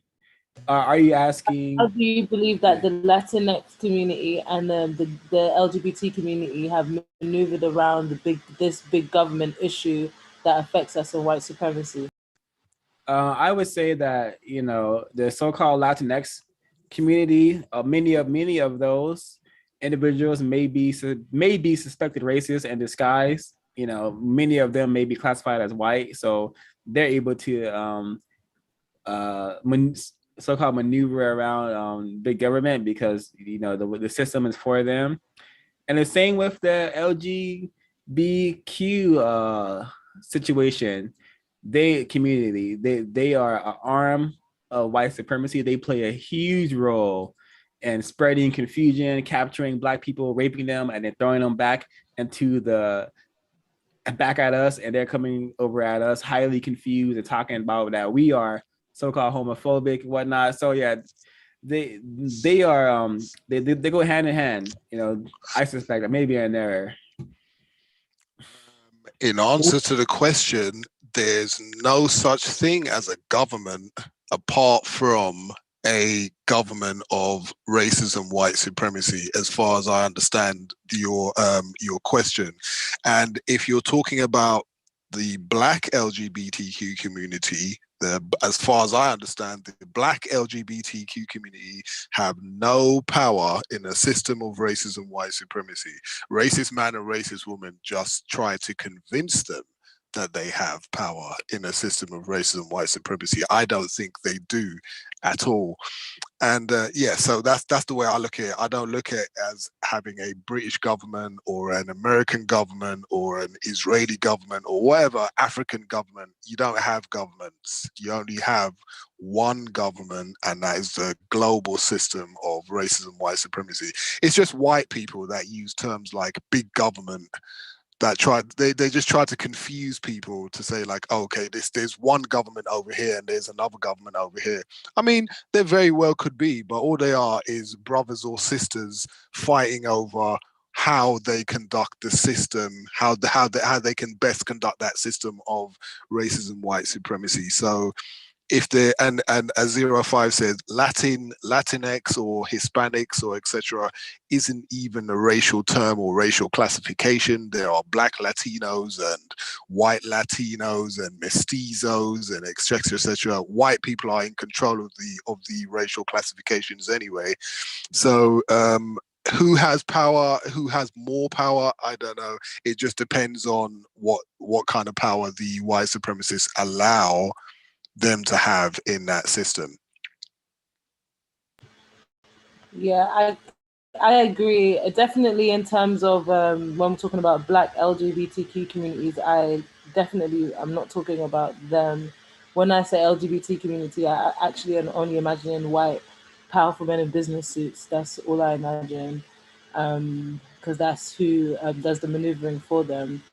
And the reason why I mentioned Latinx is because I can observe that maybe they have a little bit more of a political community. They come together, they put money together for causes and get these causes to happen. They put the money directly into their communities, or have some kind of access to do so because, of course, it's operating within white supremacy. And as long as it's not helping too many Black community or any Black communities, and it's detrimental towards them, then of course it will be funded or further amplified or allowed to exist in any kind of political format or structure. That's why Black Panther Party is nowhere in existence. Yeah, I think it's very important for all Black people, non-white people, to understand that there's no such thing as a Black community. Because if it were, they would be protected and they would not be dominated, /subjugated, /mistreated under the system. So we gotta get that thinking that we can come together as a community or we could build a community while under the system of white supremacy is not gonna happen. So every time we do, it's overridden by another community. Or destroyed by racist men and racist women. Take it or LGBT. So yeah, very important. Mr. Evolutionist for Justice, did you want to chime in? I saw you try to chime in earlier. We should always ask them that simple question of who is a Latin and what is a Latinx? Everything should be relatable to reality. If we take the words and phrases, concepts that white supremacists give us, and then try to enter into a compensatory counter-racist discussion, all that does is just add confusion. You have to decode their lies. Quit bringing them to the table as if we can dissect a lie while still, I guess, dealing with the lie without calling it. It's just a lie. There's no such thing as a Latinx community or a so-called LG whatever community. There are white people, non-white people, and white supremacists. Choice of sexual perversion does not create a different species. And white supremacists have never allowed that open perverted behavior to dominate their racism. It's still going to be on the top of the hill. And if that's a part of practicing racism, which I believe it is, it's guaranteed to cause more confusion if you try to mix that in with understanding the world. My opinion. Thank you. So I completely agree. Completely agree. No matter what sexuality is, racist man or racist woman practice, they're just still practicing racism, white supremacy, and that's racist man and racist woman. A lot of times when non-white people think of LGBTQ community and how much power they have, we think of racist man with in terms of them practicing counter sexuality. In terms of them practicing anti-sexuality. Elton John comes to mind. That's right. That's right. Yeah, they just practicing racism, white supremacy, no matter what no matter what kind of perversion they practice. At the end of the day, that's all they do. They practice racism, white supremacy. And even if we extend it out from the sexuality question as well, usually most of the time when non-white people talk about racism, white supremacy, sometimes there's confusion. I find they usually talk about white men. And even in the gay community, when they talk about that, they talk about white men. But no, white so-called lesbians are they play just as much as a part in the system of racism, white supremacy. Ellen DeGeneres and etc. There you go. Yeah, precisely. So page 114, we have a very famous code phrase, throwing money at the problem. I believe Ronald Reagan said something about we can't keep throwing money at the problem. I'm just gonna read a little bit from the first paragraph. I wasn't planning to do so, but it may for the folks who will be listening and who are listening, it may clear some confusion when I start reading the second paragraph. So I'm just gonna read a little bit from the first. This is a code phrase used to oppose giving Black people any more money. In this approach, we are never told what the problem is. In racist code logic, money represents the power of white people. White people produce money and resources. The problem is Black people. The word problem indicates a source of vexation and menace that is troubling or difficult to deal with. All right, now I'm going to go to the second paragraph. Please buy Race Cold War to get the full, just access to the entire text, please.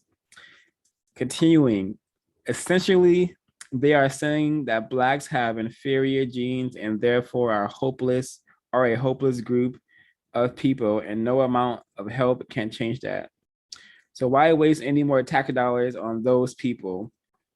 The concept of throwing is also very interesting because throwing is an act of dispensing or getting rid of something. It appears as if there is no serious intent to address a situation because we are throwing something away. It appears that throwing money is wasteful. If changing a situation were taken seriously, a more progressive word such as investment would have been used. The word investment implies that the problem has been given very careful consideration and that assigning resources to the effort would yield positive results. To throw something is regarded as an act of getting rid of it. It is akin to throwing something at the animals in a zoo. The act of throwing suggests that the people in question are not to be taken seriously. They are objects or things of little importance in the giant scheme of things. They are just a throwaway population with little relevance and significance. Again, this was throwing money at the problem.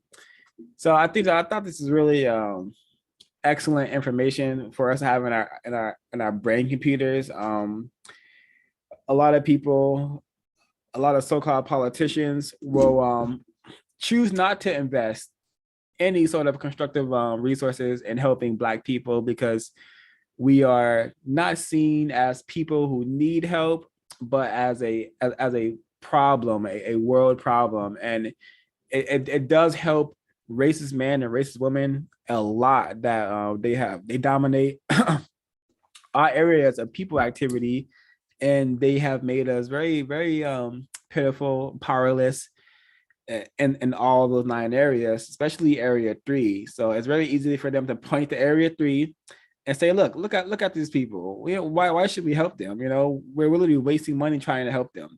So they've done a significant stellar job at just producing the situation where it's so hard for Black people to get help.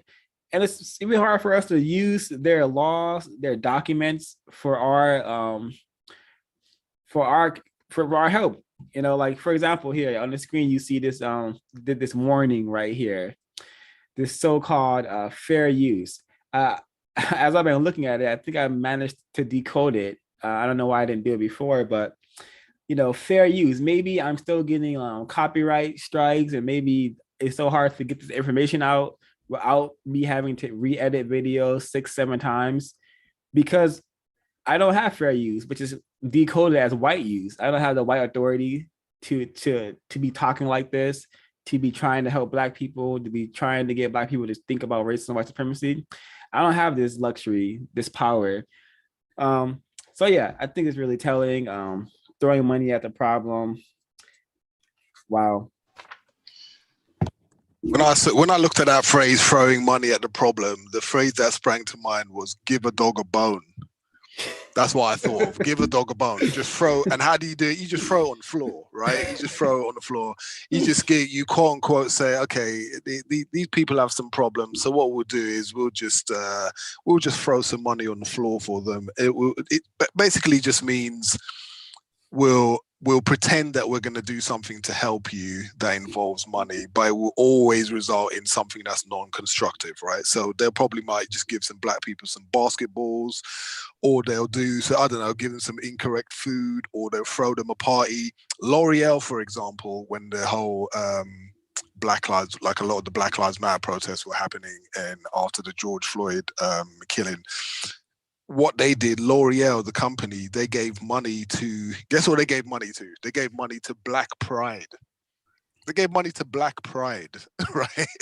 UK Black Pride. And I just thought, well, okay, how on earth is that going to do anything about, it's got nothing to do with why Black people were protesting at that time. It's got nothing to do with ending the system of racism and white supremacy. It's about giving some Black people, some gay Black people or LGBTQ community a party. And white people love to see Black people go to a carnival or go to a party, dress up, dance, act stupid. So that's what they do. They're always willing to fund some stupid stuff that Black people are willing to do. And that's what they mean. That's what they mean, I suspect, when they throw money at a problem. It's basically just give a dog a bone. Correct. That for some reason that reminds me of the whole how they've allowed many of non-white females to become strippers, and how do they get a lot of their money? You throw money on the floor for them to pick it up and stuff like that. So really, really telling. Okay, so the next code phrase I'm going to be discussing is prostitute, hooker, streetwalker. and this is he's referring to attorney Jim Garrison. I guess he has some. He plays some role in the JFK court proceedings when they were I guess trying to prosecute whoever was alleged to have killed him. I don't know. Maybe do some research on that if you want further information. But I mentioned the name because I'm skipping a lot of it. I'm only going to read one paragraph from 116. It says, "Oh yeah, and Garrison, yeah, you're going to get it here. The message was that Garrison had sex with Black females on a regular basis. There is an old saying in white supremacist lore that a white man is not a man until he has slept with a Black woman. The Black woman is symbolized as the highest, most rewarding, fulfilling sexual partner. In Arab lore, every man that lives according to the faith is rewarded with a number of dark brown eyes, Black women in heaven. Many white men still believe that sex with a Black woman makes them real men. The same sexual racism is also linked to sex between white women and Black men." And I really wish he was using the term female and not woman, because Black man don't exist, Black women don't exist. But other than that, this is true. I've heard this on many occasions from other counter-racist scholars, attempted counter-racist soldiers. And yeah, one of the reasons we should not be having sex with white people, they do not view us as equals. They view us as creatures to get pleasure from. Yeah, despicable. And they have produced a culture of encouraging non-white Black females to want to be strippers, to want to just shake their asses, jump up and down, shake their asses for white people, for money. And this is what we should be understanding when we're having to hear something about Nicki Minaj, Black China, Meg Thee Stallion, all these people, and of course many rappers who Kanye West has recently said that rapper just means nigger, and I agree. Rapper does mean nigger, and yeah, we got to really get out of this worshiping of Area 3 entertainment, because it is allowing racist men and racist women greater access to us. And yeah, what other group of people has been trained to to have a sense of pride and being half naked, jumping up and down? It's absolutely stupid, pitiful, and very, very, very, very silly. And it's not constructive, and it does not lead to constructive results, nor does it lead to serious problem solving.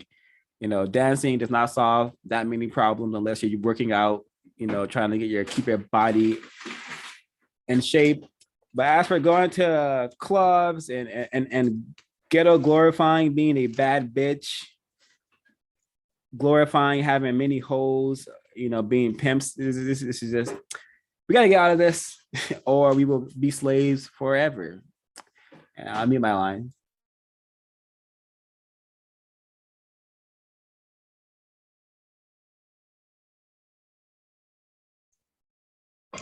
Hello.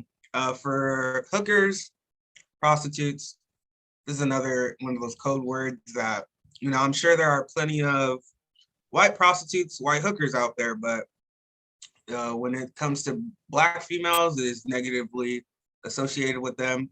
A Black prostitute, like he mentioned in the book, is often big butt, just weighing, looking for to get into some unsavory activities, pretty much. Whereas a white hooker, that term is almost non-existent, right? White prostitute, almost non-existent.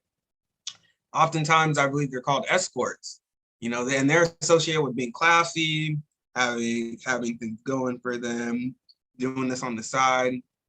Even sometimes, they could be associated with doing this to get through school or something. Whereas Black females and many non-white people, really, when they are involved in this, usually due to some type of trauma. I could be an error, but usually due to some type of trauma, child sex trafficking, etc., under the system of racism, white supremacy. So, and one thing that I noticed, I was just trying to find a clip that I could associate with this, and a scene from American Psycho came up on YouTube.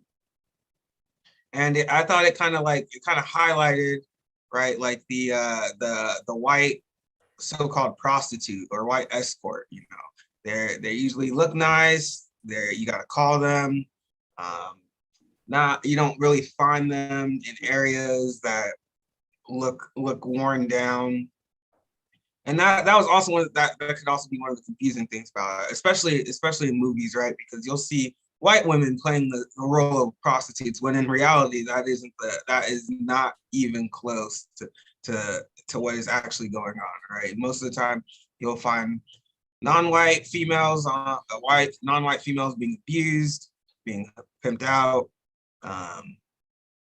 So on this issue of prostitution, it's another one of those words where it is negatively associated with Black females, non-white females, and it's almost, I'm not gonna say it's like entirely positive for white females, but definitely not associated with the same type of victimization.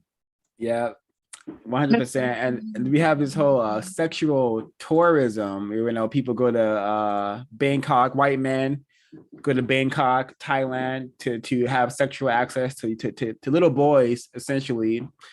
And it's just an example of the sort of people we are attempting to counter, and also sexual tourism and various parts of the area of the world known as Africa, you know, Haiti. White women go there for and white men go there to have sex, to have romantic flings with their victims, their subjects. And it's very, very incorrect. And I do recall American Psycho, those white escorts being presented to be very clean and well taken care of. You know, they wear fancy clothes and whatnot.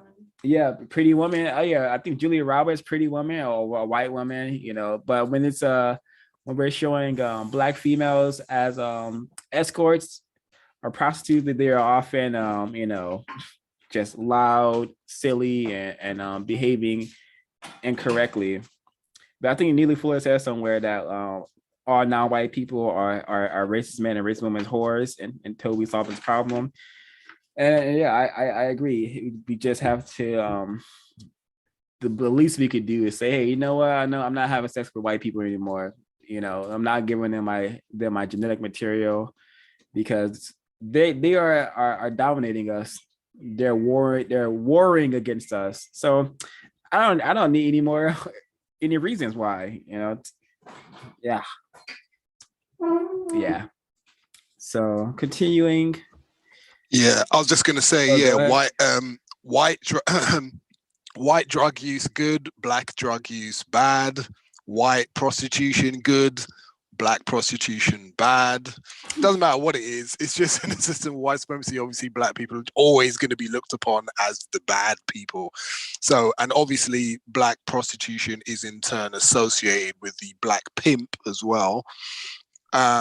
Adele, like you were saying with the sexual tourism as well, Adele did the Saturday Night Live sketch where her and some other white comedians were making fun out of the fact that white females go over to different parts of the world and buy Black males, right? So prostitution is, I say a lot of non-white people should definitely go and check out. And obviously Adele now is she's sexually suing a Black male at the moment, apparently. So so non-white people listen to that should just go and check out because a lot of black people love Adele. Don't know why, but they do. And I'd say go and check out what she thinks of Black people with that Saturday Night Live sketch, and still, just tell me if you have the same feelings towards Adele. You probably might, because we're very, very confused. So but yeah, I guess this is how it is in the system of white supremacy.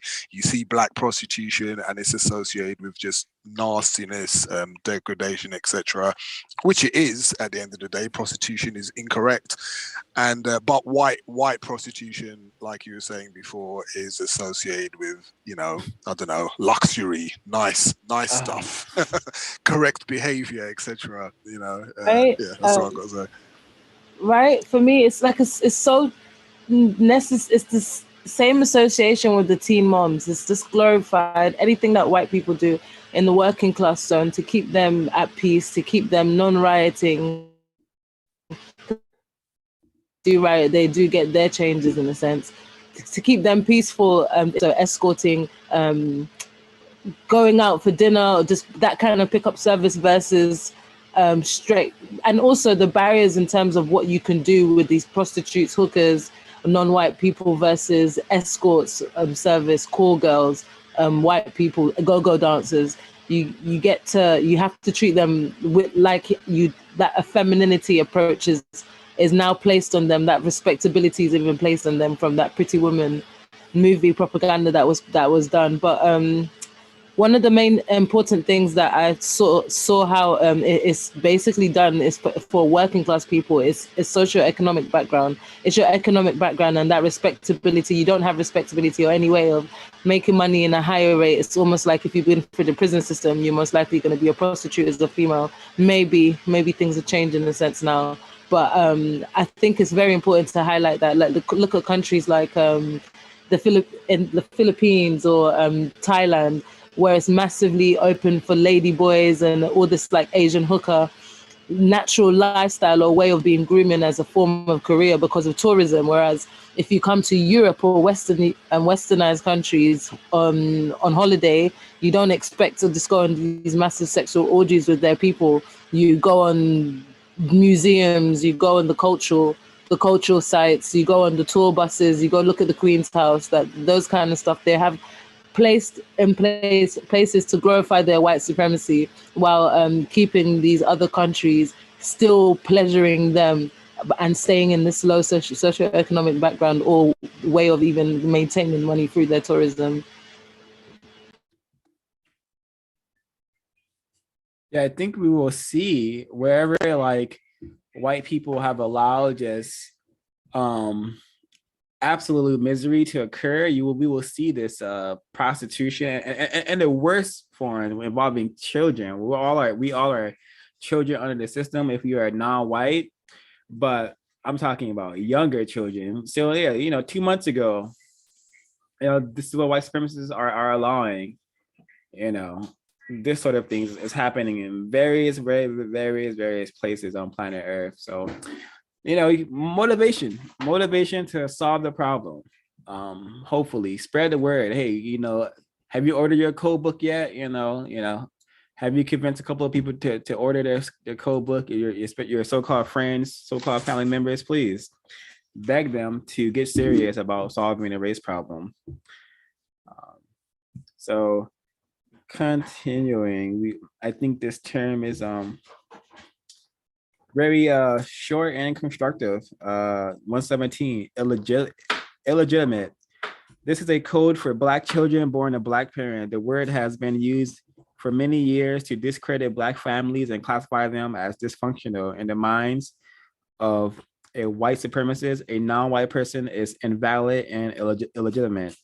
No Black individual can be a legitimate human as long as white supremacy exists. Correct. The code says that more precisely, the word guy says that there's no such thing as a human. We're all are forced to exist as subhuman, below what a human is supposed to be. And the code also states that we are the illegitimate children of racist man and racist woman because they are the ones who take care of us. The money that our victim parents use to so-called raise us, it all comes from racist man and racist woman, unless they have devised a way to print their own money and give it value and they're able to use it. So just very accurate term, illegitimate, to describe what's happening. And it doesn't mean we shouldn't work to be very constructive survival units. It's just a way of using this word to present truth. Because if I ever found myself in front of a judge or something, I would say, you let me down, father. You let me down. You're my real dad. You're supposed to take care of me. So yeah. Anyone want to share notes? Their own notes? something that they Quick, highlighted to read? There's I think something to remember in the word guide, racial mathematics. And in racial mathematics, I think that teaches us how to accurately compensate for the lies that racist man and racist woman are constantly exuding. Thought, speech, or action.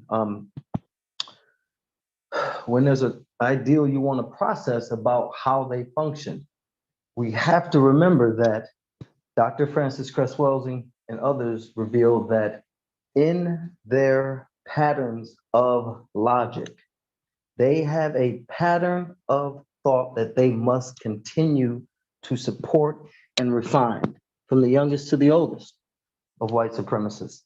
They are constantly on a vigil against any thought that would correctly identify them as the criminals they are at all times, in all places, when they interact with non-white people. So when we, like, I love the term also, I love the phrase that we are not men as long as we're dominated by racist man, racist woman, and racist child. One thing I constantly try to do is explain to Black people when they hear me say it, because it they get really upset, especially now since I've moved to the silent. When I say things like, well, I'm just a refined slave, or, white people are in power, so I'm just following after them. We should explain always that they are illegitimate men and women, illegitimate. So the only way to affirm that in living reality is how you attempt to counter them when you interact with them. On every level, at a basic spiritual level, if you continue, we as individuals, continue to let them dominate us and abuse us in person or indirectly, we're forfeiting manhood over and over and over and over and over again. Or just in the attempts to counter them, we are affirming our will, our desire, and our design to be universal men and women. And we have to keep that as racism is not a thing, it is people behavior. So in countering it, even in processing the information about them, we have to keep in mind, we have to do something about these people when we encounter them. And their lies coming out of the mouths of other victims. We have to do something. Okay. Do something. Even if it's our pattern of logic, we have to do something at every encounter, or we're forfeiting an opportunity to be a man and a woman, in my opinion. Excellently put, evolutionist for justice. Wow, refined slave. I think I maybe start using that word as well to refer to myself.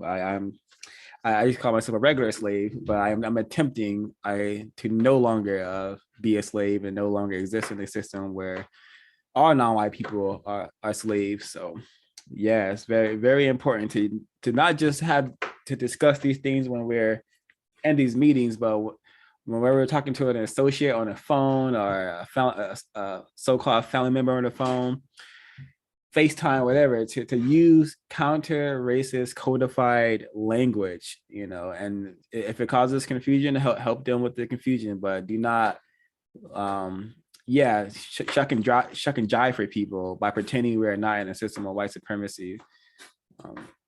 Very well said. So,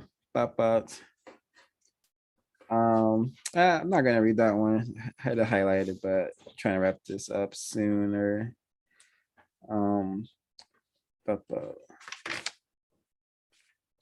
Yeah, I think so there's a ton of code words. I'm just gonna read some of them, and maybe it'll encourage folks to want to get the book more.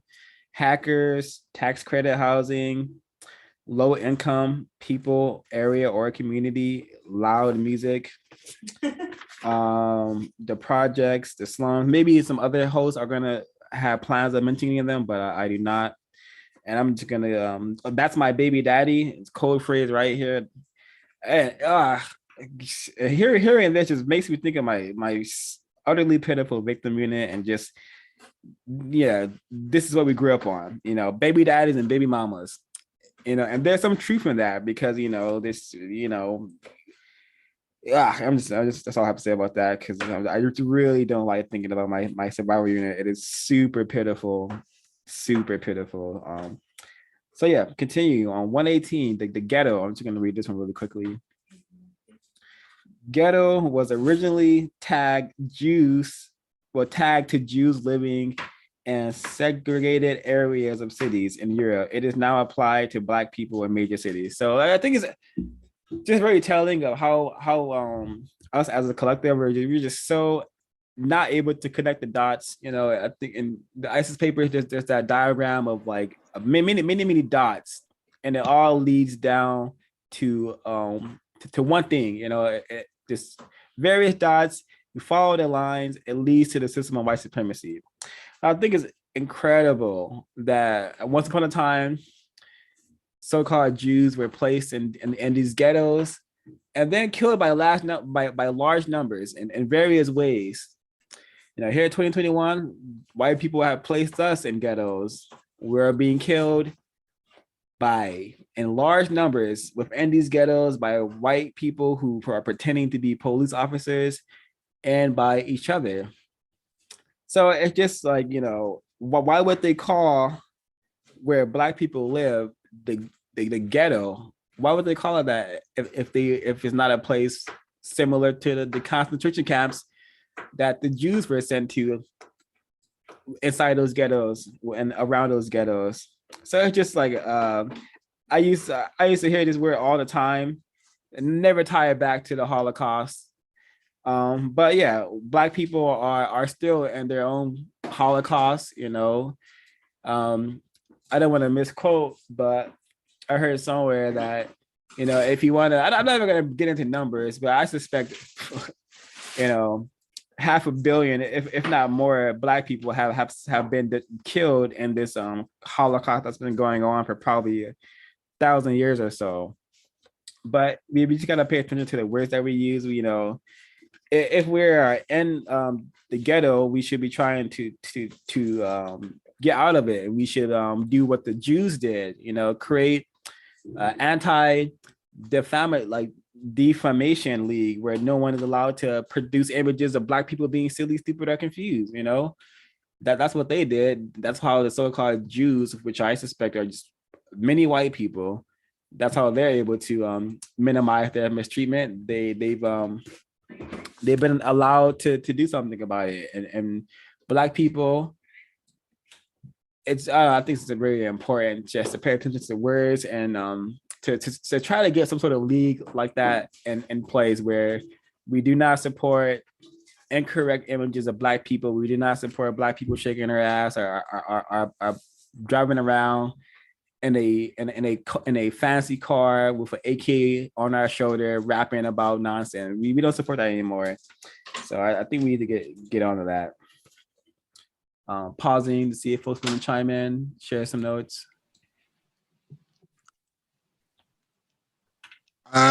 Yeah, when I think of the word ghetto, it's like when I was reading that description and it was talking about where Kahari Enahara mentions that the word was first associated with people who are called Jews today, white people who are called Jews today.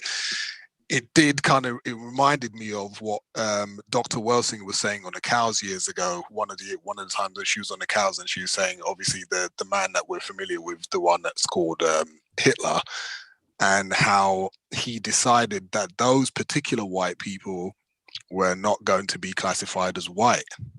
He decided that they weren't classified as white. Now, obviously, today, most Jewish people who classify themselves as white and are classified as white by many other white people who are not Jews. So proof again that white people are in control of racial classifications, right? So, and that put me in mind to where I've said before about one of the aspects of racism, white supremacy is measured by how badly Black people specifically are doing in the system of race and white supremacy.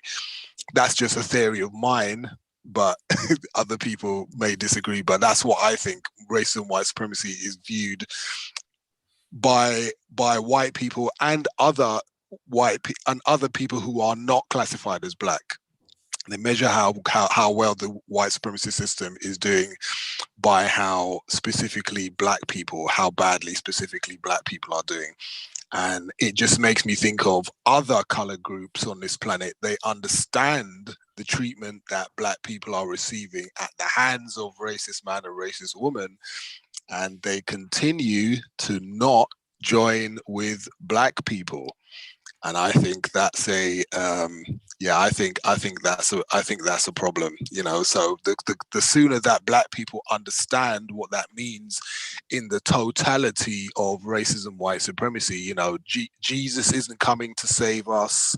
Hispanic people aren't coming to save us. Chinese people aren't coming to save us. Indian people are not coming to save us.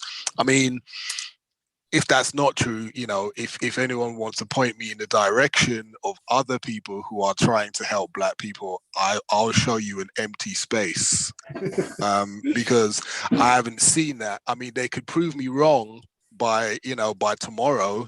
One of these other color groups could stand up and say, look, we declare that, you know, we are going to stop at nothing until we put an end to this system of racism, white supremacy. We understand what's happening to Black people. We understand what's been happening to Black people for centuries at the hands of racist man and racist woman. But they've proven that they've proven that they understand what's happening, but they're proving that they're not going to help us to stop that.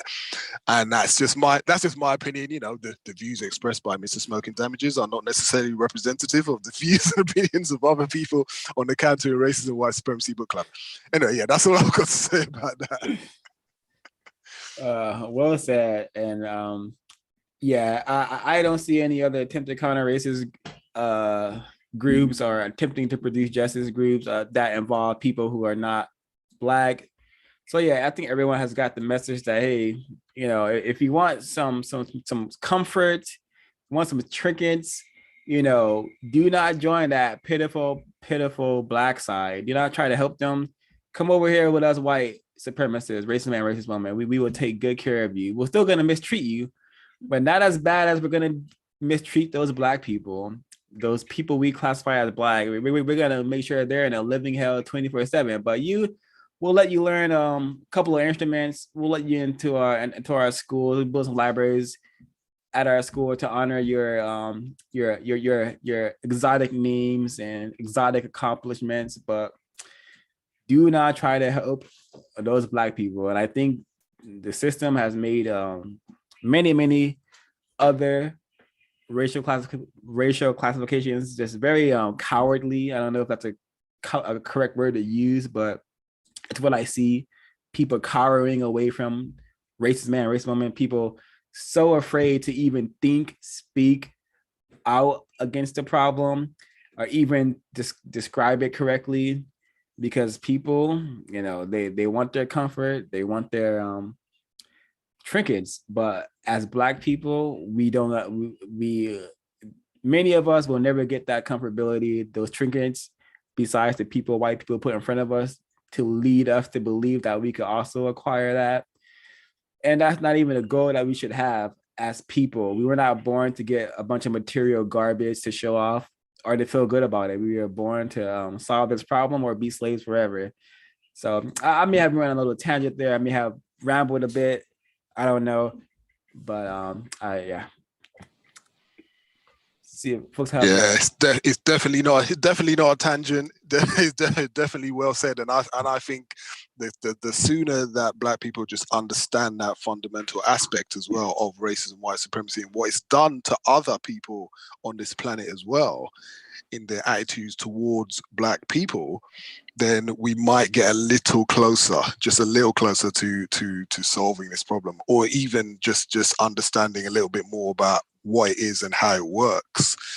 Because, you know, this whole notion of a kind of, you know, when you hear this sort of thing about Black and brown alliance and stuff, you know, I only hear Black people saying stuff like that about a Black and brown alliance. I don't hear these other groups saying Black and brown alliance. They don't say that. And most of the time when I hear Black people saying that, what I think of in the back of my mind, that's fear speaking. It's fear in the minds of Black people that are saying it, because to admit that we don't have an alliance with other people who are not Black, it would then force us to understand that we're in this largely we're in this fight alone. We're in this fight alone, and the quicker we understand that, then, you know, like I say, I think the quicker we'll understand it and get a little closer to understanding exactly what this system is and how it works. Yep. And blacks at the bottom, everyone else, you know, use those black bodies to climb up to a comfortable position, you know. We should remember that I've heard it said here, we were not born black. What the racists have been doing lately is convincing black people to try to beat them at this race ideal, to get this concept that we're bound by something other than the system of white supremacy. Somehow genetically, or we always want, well, they're trying to convince us to talk about trauma from slavery or oppression, but not about the traumatizers. We talk about it as if we can collectively somehow or individually heal whatever that is, and not address that this is a total system, a system structure of people that you can't heal from if they are actively, directly and indirectly, still oppressing you in every area of life. So the racists have this diagram they're drawing out through people.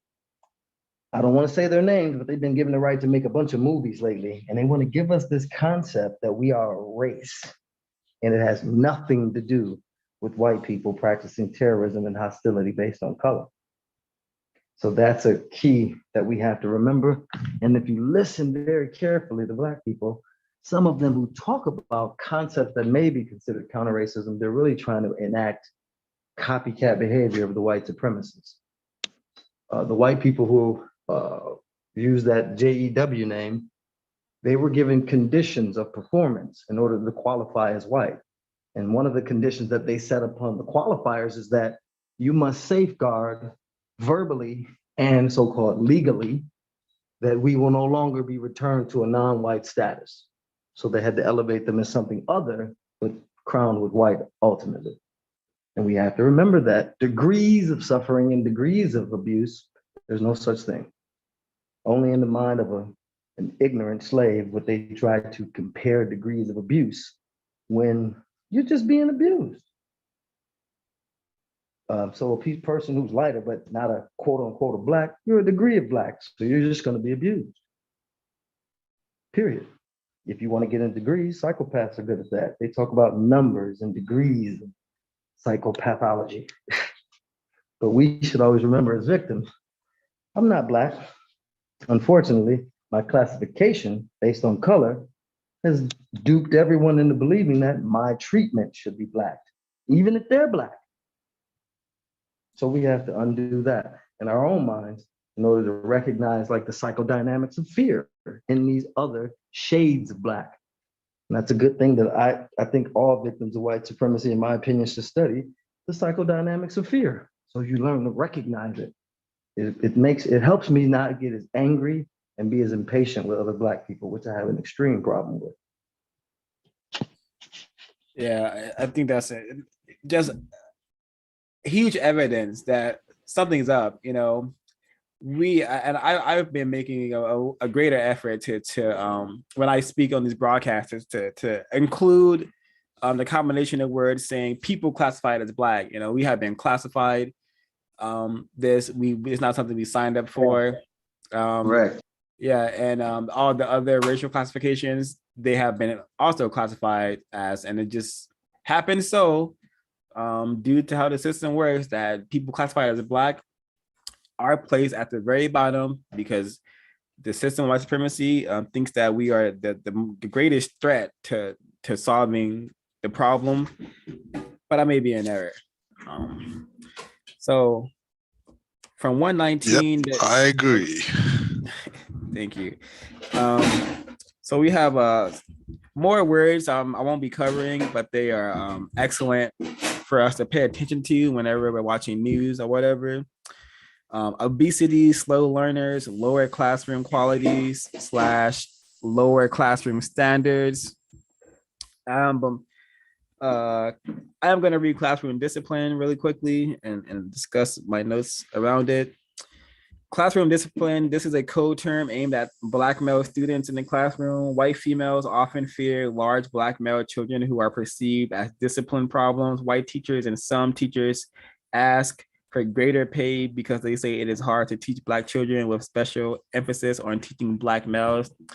I mean, I was doing an observational study for an assignment in so-called college, and I went to study with the old middle school I went to, and when I was observing this white art teacher who I could just see she was afraid of the Black students in there, and she said to me that they're terrorizing me. She literally said the word or something very similar, but she did use a terrorizing word, and in my head I was like, wow, this person is really, really racist.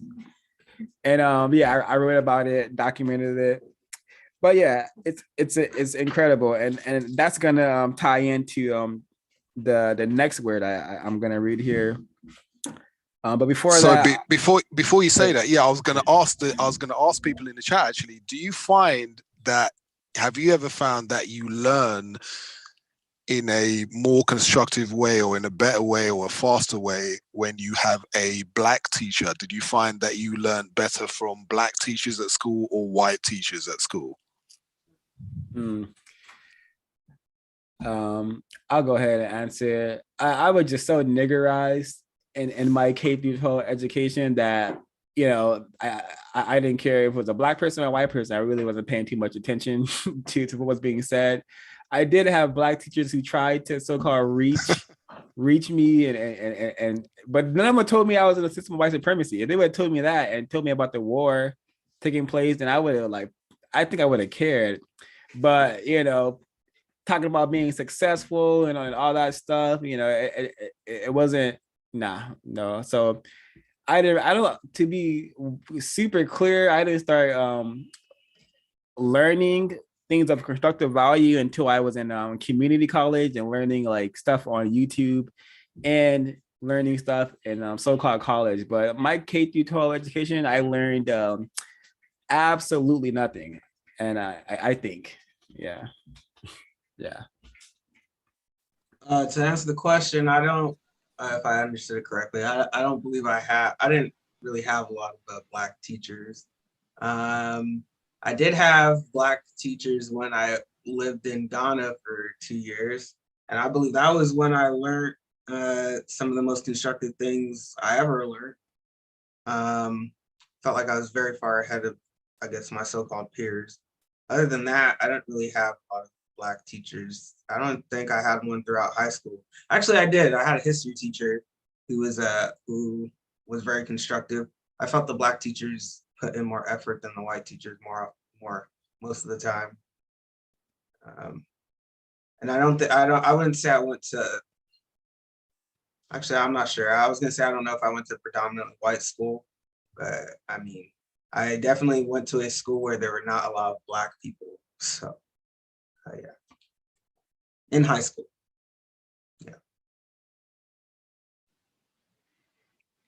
Anyone No, else? Did you growing up, turn? I didn't have a lot of Black teachers. Probably substitutes, but not as I can remember, no Black teachers.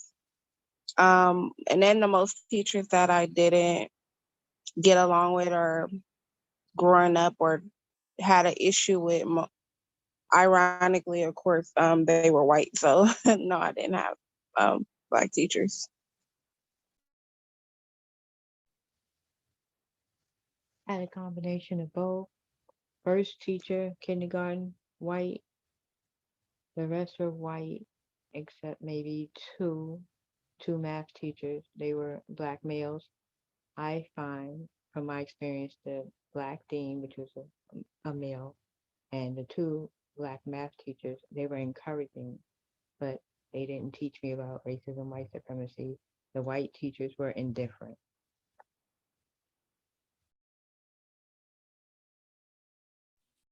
Alrighty, I'm gonna. Oh, go ahead, Smoky Damages. Oh yeah, I was gonna say that. Yeah, I found I tended to, or the Black teachers encouraged me to learn a bit more than the white teachers. And I mean, it's anything that I learned, whether I was at school, whether I was at college, whether even when I was doing my my bike technician training, there was some white people, white teachers that were so-called teaching, and they weren't really putting in that much of an effort. And I think that's just been my experience, that a lot of times white people do not want black people to learn any constructive information.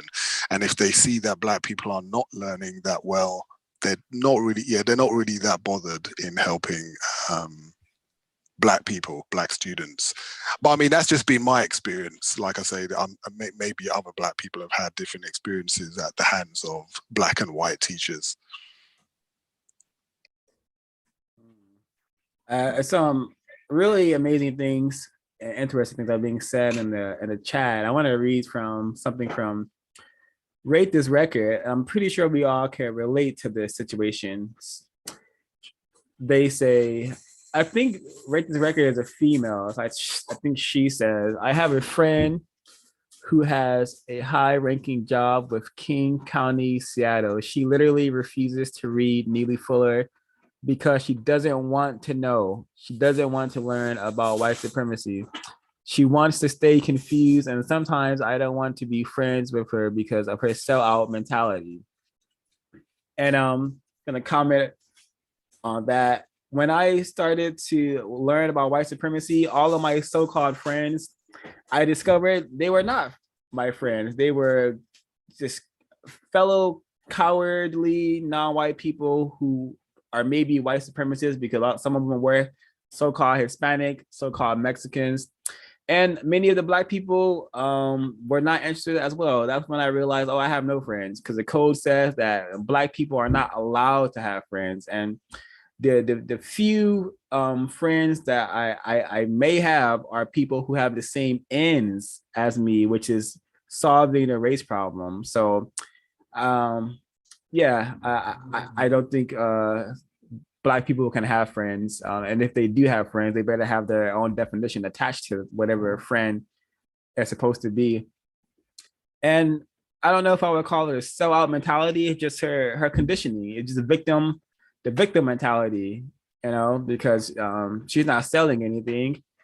She is the product. She's a product slave. Yeah, she's buying into the system of white supremacy with her ignorance and her inability and her lack of a will to want to solve the problem. And I'm just gonna continue with the chat. Exactly. We no such thing as sellouts, and these black people, you talk about sellouts and coons, etc. We just have varying degrees of confusion. Degrees of confusion. I'm still confused. No name calling whatsoever. That's not going to help us. That's never going to help us to solve this system of racism. Why it's never worked. It doesn't work. Name calling up. And another people. thing, the whole friend situation. We don't have friends. We have associates. Yep. Correct. Same. We're not so none of us are sellouts. We just have varying degrees of confusion. So I mean, there's a lot of daily on Instagram. I get some people in my inbox encouraging me to name call other black people, like that's gonna solve the problem.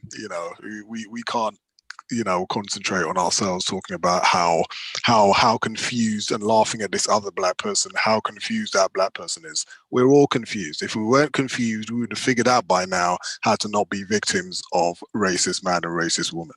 Exactly. Yeah, correct. Yeah. I can say I appreciate y'all though. I appreciate being able to tell the truth and not be told I'm crazy. Because before I found groups like this, suicide was a constant thought every other minute. To be in a world where every black person is telling you, no, you're the problem. There's no such thing as racism. That was devastating to me for 3 or 4 years, and I couldn't shake constant thoughts of wanting to kill myself or just end my existence. But then when I started hearing other black people, I was like, oh man, I must not be. Oh, we crazy together. And that was a little comforting, still is. I'm cool with being crazy with everybody on this line. Oh, all insane. Insane and crazy, yes. Yeah. Thank you, Evolutions for Justice. I do. Yeah, I am a person who is often I carry a lot of rage. Even before this war effort, CRW, I carry a rage, anger at what I see every single day. Black people in utter misery, utter stupidity, and no one wanting to help us. So yeah, I think this is a very I think many of other Black people worldwide need to develop something similar, start reading, learning together to counter the rage and the thoughts of suicide, often very common with me. Just yeah, it seems much easier to just eject, Mecca out of here than to try to solve the problem. But I don't want to fall into that line of thinking or that zeroism thinking. So That's what they want. I think. I think the most refined races I've seen in their eyes a bloodlust when they see us at our wits' end complaining about racism. Yep. And they'll tell you with a straight face, there's nothing you can do about it, knowing that leaves you utterly hopeless. If the people you trust tell you there's nothing you can do about it, they're planning your suicide. They look forward to it. Or you would definitely demoralize yourself and be dead anyway, but a walking zombie. Correct. Yep, I completely agree. And with the suicide thoughts, etc., I had the same type of thoughts, and noteworthy as well. Usually, when, like I say, we have the varying degrees of confusion. Non-white people, if you're a little less confused than some other people, non-white people around you are more confused than you, just be thankful that you're less confused, a little bit less confused than they are, and also just pay attention to the people who are calling these other non-white people sellouts. From my experience, usually there's a lot of heat for the sellouts, but those same people that have all that vitriol for other victims who are more confused than them, they don't have the same type of energy for racist man and racist woman. That's why I usually find all of a sudden when it comes to attacking racist man and racist woman in the same way, all of a sudden the language gets real kind of, nice all of a sudden. they just want to take out their frustrations because they understand. Oh yeah, Right. yeah, of course. They understand. Yeah, they understand who their masters I are. hate to say the brother's name, but them Hidden Colors films. I mean, how quickly he dogs out black males and females. I mean, just stuff that I've said to him before in a personal chat. You wouldn't say that, man, in the same room with the man you talking about right now. And he just got mad and blocked him. Exactly. Yeah. You usually see this on a constant basis. They've got so much to say to other black people, other victims like themselves, on the slave ship like themselves. But to the master and mistress, nah. All of a sudden, you got to be on your P's and Q's and be real nice. Like that big, the muscly black guy that was that was going off at his girlfriend. She just like, hey, watch your mouth, just watch your mouth. All of a sudden, them big muscles didn't help him. So we all know who our masters are. Yeah, and I'm going to continue. Very excellent dialogue from the panel. I'm going to continue the dialogue from, and this is Drinkwater speaking. Drinkwater, can you tell me if you're a male or female? Because I need to know what you are. But before I get that information, I'm going to continue. Drinkwater says she is, and referring to and replying to Break This Record. She is comfortably numb, a happy slave, a well-fed chicken that doesn't know she is set up to be slaughtered. Or like my parents, cannot address reality because it's too hard to combat. Seems sons, I think, supposed to be unsurmountable. So best to play along and avoid questioning authority. Yeah, and this is the dynamic for many of us. My victim mother, she taught me how to read, the importance of reading, but she did not tell me the truth. And I know she knew more. She knew that we were in a system of white supremacy because she would tell me, if your grandfather knew you were with white women, he had something to say to you. And I wondered what she meant by that, but I never asked her. And my grandfather killed a white man for mistreating him. And that's why my victim unit had to flee from Louisiana to LA. So she has information about white people. I have the She could have same told family me. history. Yeah, she Same could. Yeah, family history. yeah. She could have told me the truth about white people I was dealing with, but no, she did not tell me. I don't know if she thought it would protect me, but it made me much worse off because it's truth. They say it sounds cliche, but the truth shall set you free, and that's what every black person needs: the truth. You know, I should not have been in bed with white people, but I didn't know it was a problem. You know, I'm getting raped. You know, I'm hanging out with this white suspected racist, and her dad saying nigger, and I'm laughing about it. You know, so it's just a disgrace, totally disgrace. But yeah, we have victim parents being like, you know, just cowards, unable to tell us the truth. Maybe I should stop using that word, but it's the best way I could describe someone afraid of telling the truth. You know, it's just okay. Drinkwater is a he. All right, thank you. So continuing, I just have two more code words to discuss. Very short. For 119, special needs population / children. This is a new term for Black people. It means that Blacks need great assistance and support to achieve anything significant and are ignorant and incompetent. Their lives are crime filled, and their children are discipline problems who need special attention. They created a whole curriculum called special education and packed Black children in there where they're just like babysat, not really taught anything. They just babysat until the government collects checks from them, the teacher collects checks from them, but they're not really given any sort of constructive attention or constructive help,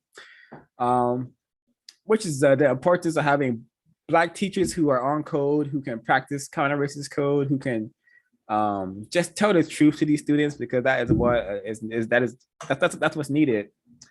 And I'm going to pause there to see if there's any comments before I read the final code phrase for today. Where it says that it means that Blacks need great assistance and support to achieve anything significant. That's true. Black people do need great assistance and support to achieve anything great. And yeah, that we should, and the greatest assistance that we could have is that if people who are classified as white would stop the practice of racism, white supremacy, that would assist us greatly. You just, you know, stop practicing racism and leave us to our own devices. I'm sure that we'd achieve greatness, so-called greatness. Yes, it would be an excellent opportunity to do so for sure. Drinkwater says, VGQ, I think we were trained with that phrase, sticks and stones. Words never hurt us, but I believe words are dangerous. It's how their whole system works on words. Words can change our entire psyche. Yeah, this is what, like, look at the screen. This is what this book is all about.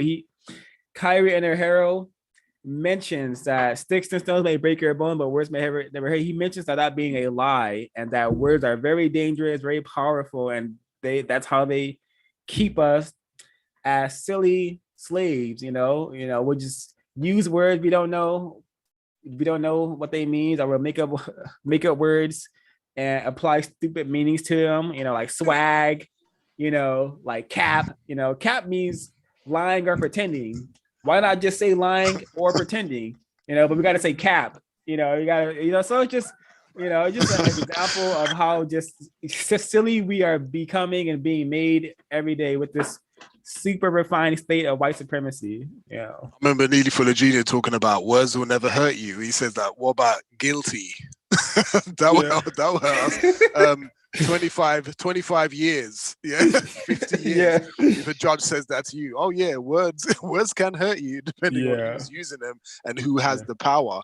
If the person that has power over you is using those words, oh yeah, those words can hurt you a great deal. Massively. Yeah. Ashley said, what are laws but combinations of words designed to, control us, So this whole system is built on words, deceit, and Sagging pants laws. yeah, That can hurt us. yeah, yeah. Stop and frisk. That was a combination of words that led to a lot of damage. So we got to understand that words are important. This is why I appreciate the code book, the word guide, and this book as well, because it's full of words that we are able to understand better. So the final code phrase I have here is teacher combat pay. All right, I'm gonna say that again because it has a lot of like connotations. Teacher combat pay 119. This term is code for dealing with Black students in urban school districts. White teachers view this as a warlike situation. The language is not used in white school situations, nor is extra pay in white school district contracts. Combat pay means white people want extra pay for taking physical or life-threatening risk for working with Black children. White supremacist teachers view Black students as little gremlins or little monsters. They believe that these children have limited intellectual abilities and therefore their real mission is to civilize the little savages. Under this concept, any white teacher willing to sacrifice her or his life by going into the jungle should be amply rewarded. What do white people think and see when they see Black people? From what I'm learning, nothing pleasant, nothing constructive. So yeah, and this would explain why myself, Miss Carice Johnson, Mr. Sir, and probably others on the panel, but I know us three specifically were physically abused by white teachers. I got tossed around. I got picked up, thrown across the classroom by a white teacher. I got chairs thrown at me by a white teacher. I made it, and Sir was drowned by a white teacher. So yeah, it just they see us as non-people creatures, gremlins, savages, brutes, something that needs force because they're not trying to teach us, they're not trying to help us, they're trying to control us or civilize us, whatever that means. So we are yeah. If I could comment on that, me personally, I didn't have many issues with teachers in school, but while subbing as a teacher, it's hard for me to I blame racist man, racist woman entirely for that tragic arrangement that goes on at schools. I think that the children are being heavily mistreated, and as well as a lot of those teachers in some cases, not the white ones, but all I have to say is I don't teacher combat pay. I wouldn't say that. I think that that they deserve to be paid a constructive amount for the constructive work that they do. And I suspect many of them are not being paid a constructive amount, whatever you want to call, whatever that means to you. For me, that means, pay for the work that they do. Call them teachers. How can we call them teachers when the so-called system of school by the white supremacists is to diseducate, lie to, and condition Black males and females to be perfectly subservient and docile? So how can we say there's anybody on the planet that is actually a teacher of something constructive? There's no evidence. Other than attempts at counter racism, I've never met a teacher, ever. Never. I've met liars. I've met people who omit and use deception, but I've never met a teacher who lie to this day. I had a white teacher who knew we suffered in the white school I went to tell me on a public forum there was no racism in Michigan. Yikes.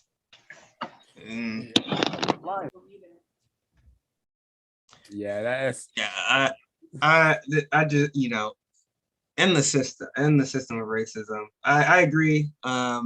Yeah, they definitely, I guess I would agree teachers is not the correct term, especially under this system. Everybody is not receiving the constructive help or education that they deserve to be considered human beings, or to, you know, whatever people deserve, they're not receiving it. Whatever the constructive help people need, they're not receiving it. And I 120% blame racist man and racist woman for that.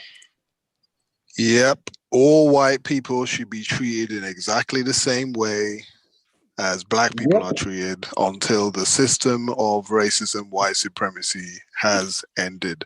And if you create the monsters, these white so-called teachers, so-called educators, if they create the monsters, then they should have to deal with the monsters, right? If they turn us into monstrosities and monsters, and they're asking for pay, exactly, right? They're asking for extra pay to deal with to go into the lions den and teach the lions. No, you should go in there empty-handed, unarmed, right? And go talk to the monsters, and then and then on top of that, you're saying, oh no, there's no such thing as racism. You know, we're in a post-racial society. Get out of here. They all know.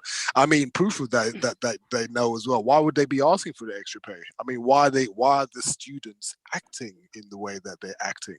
They don't want to answer that question, because if to answer that question, you're gonna have to ask, like, you know, what's gone into their minds from when they were born. What kind of system are we living under that turns us into these like monsters and monstrosities, etc. So yeah, completely agree. No such thing as teachers.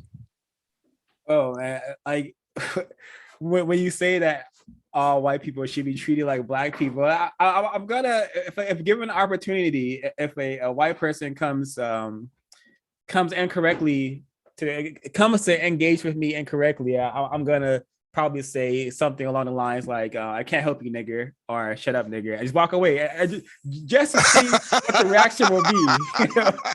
Just to see what, I'm probably not codified, but it would be a nice experiment, you know. Like, what's he gonna say to you? I'm not a nigger. He's gonna say, what's wrong with being a nigger then? Oh, so you know that there's a difference then, right? You know? Yes, yeah, but treat white people like they treat black people, and also treat every white person as a suspected racist for sure, because that would have saved, I'm sure, all of us many time and energy and confusion if we had that from the jump, you know. Man, definitely. Yeah, for sure. And yeah, I had a similar thought that Mr. Drinkwater has said. He says, remember like the Matrix where Neo gets a download and he suddenly knows Kung Fu? I wish we could just preload Neely Fuller code book into every non-white person born from today. Yeah, that would be incredible. You know, this is why it's important. Can you imagine? Yeah. In order to compensate for not being able to do that, this is why we got to spread the code and just, you know, stop being focused on not wanting to be serious. You know, we got to spread that mentality, that serious mentality. That, hey, you know, you want to associate with me, you got to be about solving a race problem, be of constructive value, or else I don't got time to hang out with you. I don't got time to watch a movie with you, come over and turn up. I've been enough of that, and it has not helped me to stop being a victim. If not, it made me think it was okay to be a victim, you know, thinking that me waving this bottle of Henny, jumping on tables, you know, fellow black people was constructive, but it wasn't.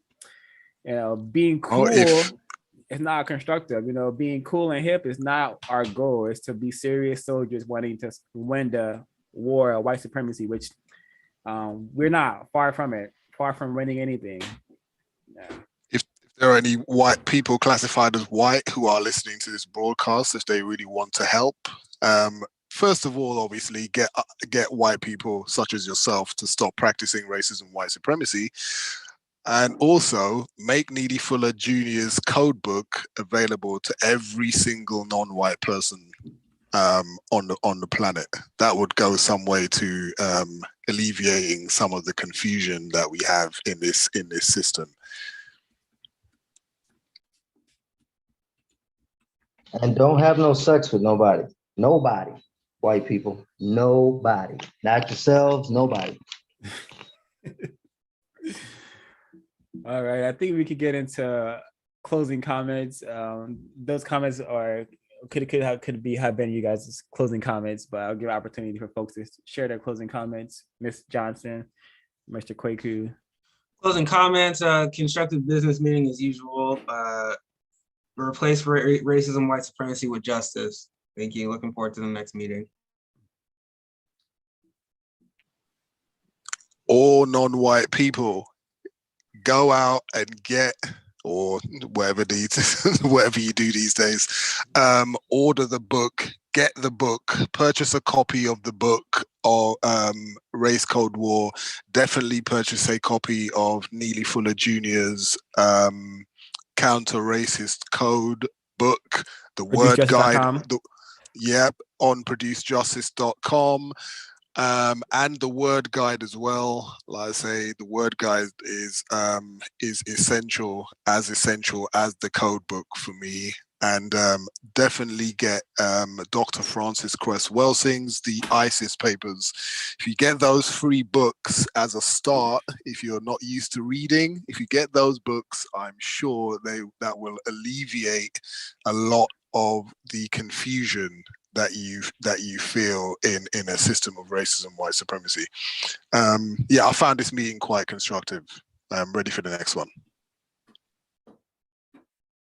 Remember that confusion is not knowing how to solve a problem, not knowing how to think correctly about a problem. So if anybody's on here and they're offended with or mystified by the word confusion, anything you still question is a hint that you are confused. Anything you look into, how could they, say Kyle Rittenhouse is not guilty? How could these judges, it's because you really don't understand how they do what they do. And it's important that you spend time alone contemplating. Reading is great. Thinking is better. Think about what you read. Look out in the world and see if it's true. Put your perspective on what you read and question, is this true?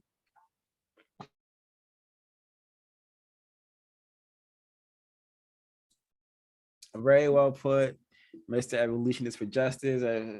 Always a pleasure hearing from you, having you drop your wisdom in the chat. That goes for everyone in the panel, fellow hosts, Mr. Kwaku, Ms. Johnson, Mr. Smoking Damages. So yeah, thanks for being here, and I definitely appreciate the audience from the chat. Miss Rate This Record, Mr. Drinkwater. Appreciate the audience. Please, if you don't have the code book already, please order it. Please share it. Take pictures of it. Send pictures of it to your so-called friends, associates, family members, and we can solve this problem. And also, if y'all want to participate in these meetings, this is an open air group. Everyone is welcome who wants to read the material and discuss the material. So you can email. This goes for everyone. Everyone that is classified as Black, everyone who is serious about solving a race problem who is not white, please email counteringrws@gmail.com, and you will get the links, access to our WhatsApp where we share constructive information and chat a bit over there. So please, no great spectators. We all have to do our part to solve this problem. And thank you all. Thank the panelists, fellow hosts, and CRWS signing out.